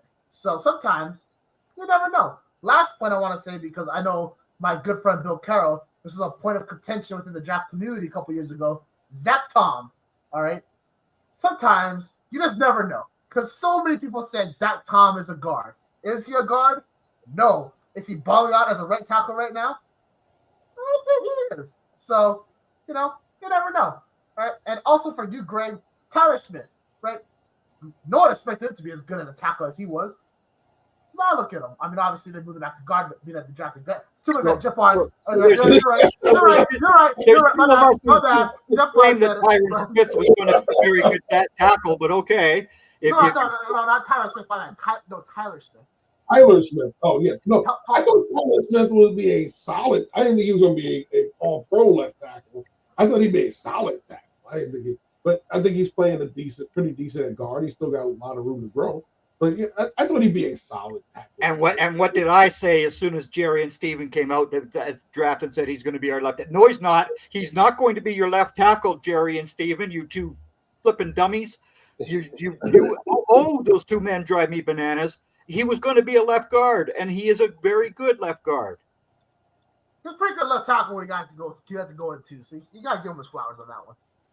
Listen, his penalties in that playoff one they had that year. Yeah, his penalties at left tackle just scared me at Tulsa, and I knew that they would be the big problem in the pros. And when he has been out there, yes, he's got more penalties as a tackle than he has as a guard. So, yeah, well, I think that the option if we're getting into the pro stuff, since we're on the top, I think he was the better option at left tackle this year than what you had. I think Guyton needed to go to the right side and learn before he. But again, this goes back to Steven and Jerry being stupid dumbasses again and re-signing Tyler Smith with an ACL injury for 4 years at $20 million a season. What are you doing? What are you doing? Not Tyler. Terrence Steele is what you're talking about. Terrence Steele. Well, that was a misevaluation by that front office big time because there's a reason why he went undrafted. I thought he evaluated him perfectly. I think the Cowboys did an excellent move with Terrence Steele. Oh, you be quiet. There was a reason why, even though he played very productive right tackle, he's a right tackle only prospect because he has slow feet that they just don't get faster. Most people that have slow feet are always going to have slow feet. Orlando Brown Jr. always had slow feet. Difference is he's 6'8" and knows how to use all 6'8". Terrence Steele, unfortunately, is not that dude. No. Okay, so they made a mistake paying that dude. Absolutely they did. You could have gotten somebody else for less money to do what he's doing for you. I And probably doing it disagree even better. heavily. No, I think the Cowboys made a perfect move. Well, All right, Brock, it's supposed to be a new year, a new you. Cut down the listen, chatter against the Cowboys. That's enough. he's now working for, covering an NFL team that is not in Dallas. So he's saying exactly what he's supposed to be saying now. Well, He's yeah, now I'm a at company Sports man. Illustrated. So, Yeah. he's now at Sports Illustrated. So he's no longer exclusively with Team NBS. He is now contributing when he can now. So once again, congrats again, Brock Vieira, on your big move up. And for those folks that are watching that are possibly talking, that aren't just fans, that are talking about possibly doing something in sports, Team NBS Media is a launching point for that. We've had several people now go on to big time careers, or big time companies, I should say. So Brock is the latest. So if you want to try and show your skills, this place, reach out to Team NBS Media, and by all means, you may have a chance to come on board with the team and show your skills. But nevertheless, reach out to the social at teammbsmedia.com email. Yes. And then of course you get to provide us some writing samples and things like that, and that's how I joined. Monty had me on as a guest on his show, and then I said, well, what about this Team BS thing? And he said, okay. So I wrote one article. Joe read it. And, okay, you're our Cowboys article. There we go. So, well, nevertheless, Yeah, we've gotten to show our skills for 2 hours, so it's time for us to start to wrap it up. But Bill, I'll let y'all get your final thoughts. Bill. So my final thoughts is that this has been a successful experiment, not a failed experiment. There have been people whining about, oh, it's too many teams, and oh, the games weren't close. Well, one, we've seen a couple of close games now, people, at least close at times, and then one that was an absolute instant classic. So this is something that's a work in progress, and they're still hammering out. Two, it is a great way to see the launching of certain players that are going to be even better next year. Sam Levitt should be on everyone's list for next year if he wasn't already. I mean, he really began to play really strong the last 6 or so games of the season, but he's been fantastic in the postseason as well. Everybody in the world should have already known about Jeremiah Smith. So I guess that's a guy that you didn't have somehow on your list, but you probably did, hopefully, if you care about football at all. And last but not least, for coaches and staffs, about the chances to keep working with players and developing players, it's also a chance to show off your skills, right? A chance to audition or whatever term. I'm a little surprised that Kyle Flood and Pete Kwiatkowski's names have not been mentioned more for jobs. I was writing an article which got preempted because Bill Belichick got hired at Carolina, but I was making a list of coaches that I thought should at least get interviewed for Carolina, and then Carolina went in a very different direction. Oh, Matt Brown's too old. Well, who other septuagenarians can we find? But Pete Carroll. Yeah, Pete Carroll. Somebody's got to be calling him too, I guess. But yes. Yep. Age is not a number; it's a mindset of who you're dating. I actually 100% agree. And Tell that to my knees, gentlemen. Tell that to my knees. And if USC was smart, they would go ahead and swallow that buyout and run it back with Pete Carroll. But that's a whole other article, or a whole other show, or whatever it is. But I'm excited about the next round. I think we're out of blowout season at this point. I think the rest of the games from this point forward, both tomorrow and then in the in the games to follow after that in the next round, will all be pretty close. I think maybe you might see one, two touchdown or so margin of victory, but I think we're out of the 30, 40 point, disparity range is now over. Go ahead, Brock.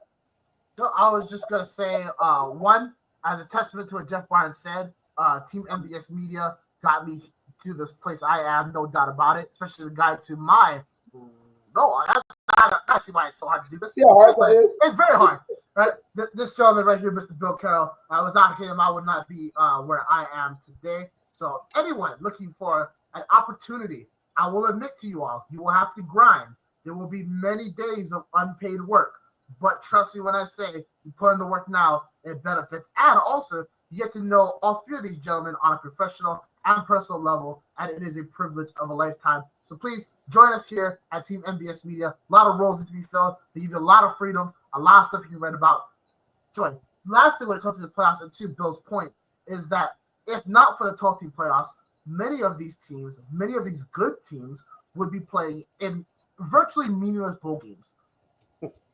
Instead, they're playing for something greater than themselves, something that is a spectacle for the world to watch. So please stop crying every single time something doesn't go your way. Oh, we don't have enough bowl games. There's so many good teams that aren't able to play bowl games. Give you more bowl games. Oh, these bowl games don't mean that much because it's too saturated with bowl games. Okay, well, if you take out the bowl games, make it playoff so that teams could potentially go on a great run and build the prestige of their pro. Oh, well, these teams should have been bowl games because this is so bad. These people act like you can just change things in 12 months. These are year processes. All right. You think Indiana is going to be a national champion in year one?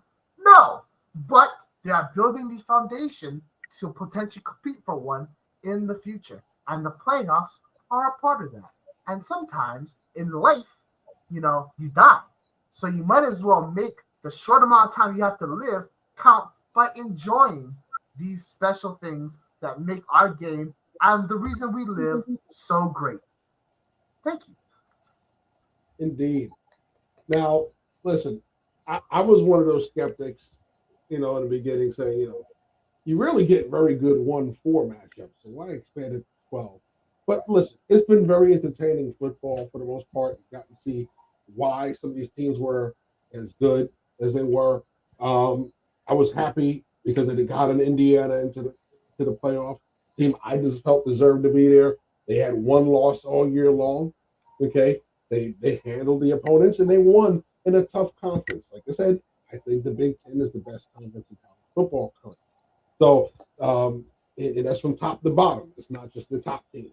Top to bottom. If you look at the quality teams, they have the most quality teams in the Big Ten, not like the SEC. Right? Unfortunately for the ACC, they don't have. They have a de facto team in the playoffs called Notre Dame because Notre Dame plays a virtual ACC schedule. So the ACC is hanging their pennant on a Notre Dame flag right now because that's the only thing they got to hold on to. All right. So listen, folks, this is why I say, you got to watch it. You got to watch it play out. You can critique it, but stop criticizing everything. To me, sports stuff is starting to get criticized like comic book stuff. You just fans are never happy, right? Oh, we had 12 teams. Why? Too many teams. You get they all blowouts. But then you cut it back. Oh, why we had all these teams getting in? They were good teams. They should be getting in the playoffs. You were crying about Florida State not making the playoffs last year. It was 12 teams last year. Florida State. Okay, so be happy that the powers that be became flexible. That's what we've always wanted with college football. Flexibility out of the powers that be. Because there was always the NCAA making all these decisions that nobody liked. Okay? So now they're starting to listen. All right? So now that the powers that be are listening, stop crying. Okay? Watch the games, enjoy the games. When they tweak stuff, okay, let's see how it works. Because they seem to be a lot more flexible than the guys up in the NFL. You got a guy over there looking at replay and fixing things, and the NFL goes, "Oh, our referees are good. We don't have to have that." But meanwhile, New York is stepping in on every other flag. Maybe they need to be a little more flexible like college. So let's give them the due. They did a good job with this 12-team playoff. The teams that got in there all deserve to get there. Okay. Yeah, people were mad Bama didn't get there. Yeah. But you know what? There's always going to be a team that somebody says got snubbed. We write snubs before the stuff is even named. Okay, so there's always going to be somebody on the outside looking in. You felt belong there. Lane Kiffin can be as mad as they want. If he'd have won his game, he might have been there. So, all right. So, nevertheless. Yeah, maybe if you beat Kentucky like everybody else did, you'd be there. And I have to actually cheer tomorrow night for Puke U, another school that I despise, because they're going to be playing Ole Miss, and I want Duke to beat the crap out of Lane Kiffin so badly. I just want them to go out and pound on Lane Kiffin. The Ole Miss players, I got nothing against you guys. Your coach, oh, that man's a dumbass. He's really dumb. So, once again, I'd like to remind everyone that the thoughts, the feelings, and of course, of this Greg Rector are his. represent only those of him. We know. They all know. No, I'm pretty sure if Ole Miss beats Kentucky, then the playoffs represents the views of everyone who follows the sport. I'm pretty sure Ole Miss being Kentucky's only conference win represents the views of everyone because it's facts. A 4-8 Kentucky team, a 4-8 team, and one of those 4 wins was against you, Lane. In Oxford. Oxford.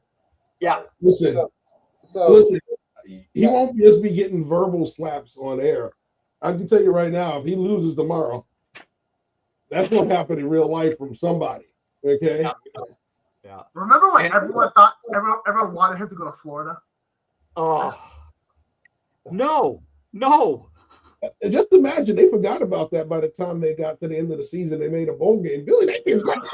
Yeah. We love Billy Napier. Honestly, shout out Billy Napier. He actually did a really good job this season.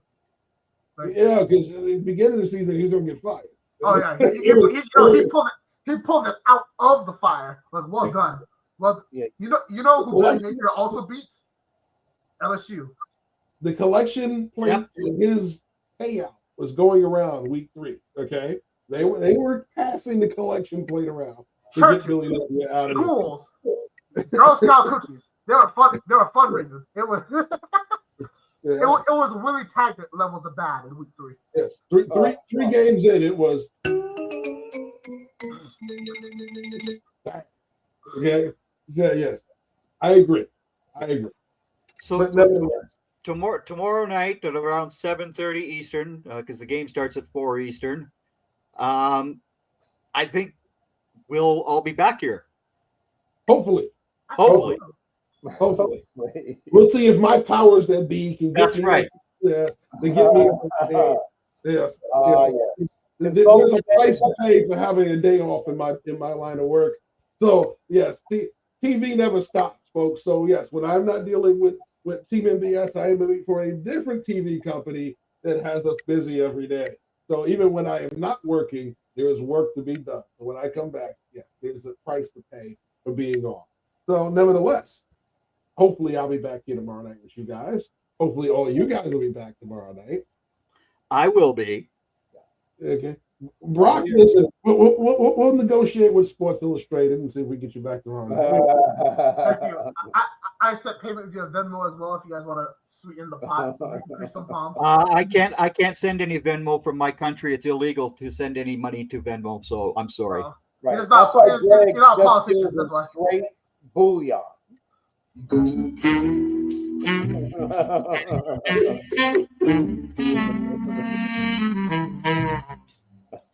That is the Pink Panther. For all of you young people who do not know who Peter Sellers was, that was the Pink Panther. Yes, and that is us smoothly walking out the door because there's time for us to go. So right. we've got to share our love of college football with you guys for 2 hours and 15 minutes, but we got to go. So hopefully we'll be back here tomorrow, and Greg should be in a very happy mood because both of the teams that he likes to support might be in the semifinals coming up soon. With that being said, for the amazing Bill Carroll, for Greg Rector, and of course Sports Illustrated's own Brock Vieira, I am Jeff Barnes. We are all saying good night. Happy New Year here from Team NBS. Happy birthday, Team NBS Media as well. Because yes, today is Team NBS's Media's birthday, and Joe Cardozo started this wonderful company, and it was a very nice celebration today. You're not looking at Team NBS media right here. You're taking at the nuts and bolts. That's all on all of us, bro. With riding with Joe. So happy Yeah. Team NBS. Excellent play on words. Excellent play on words. So, what's that? I hear an outro coming.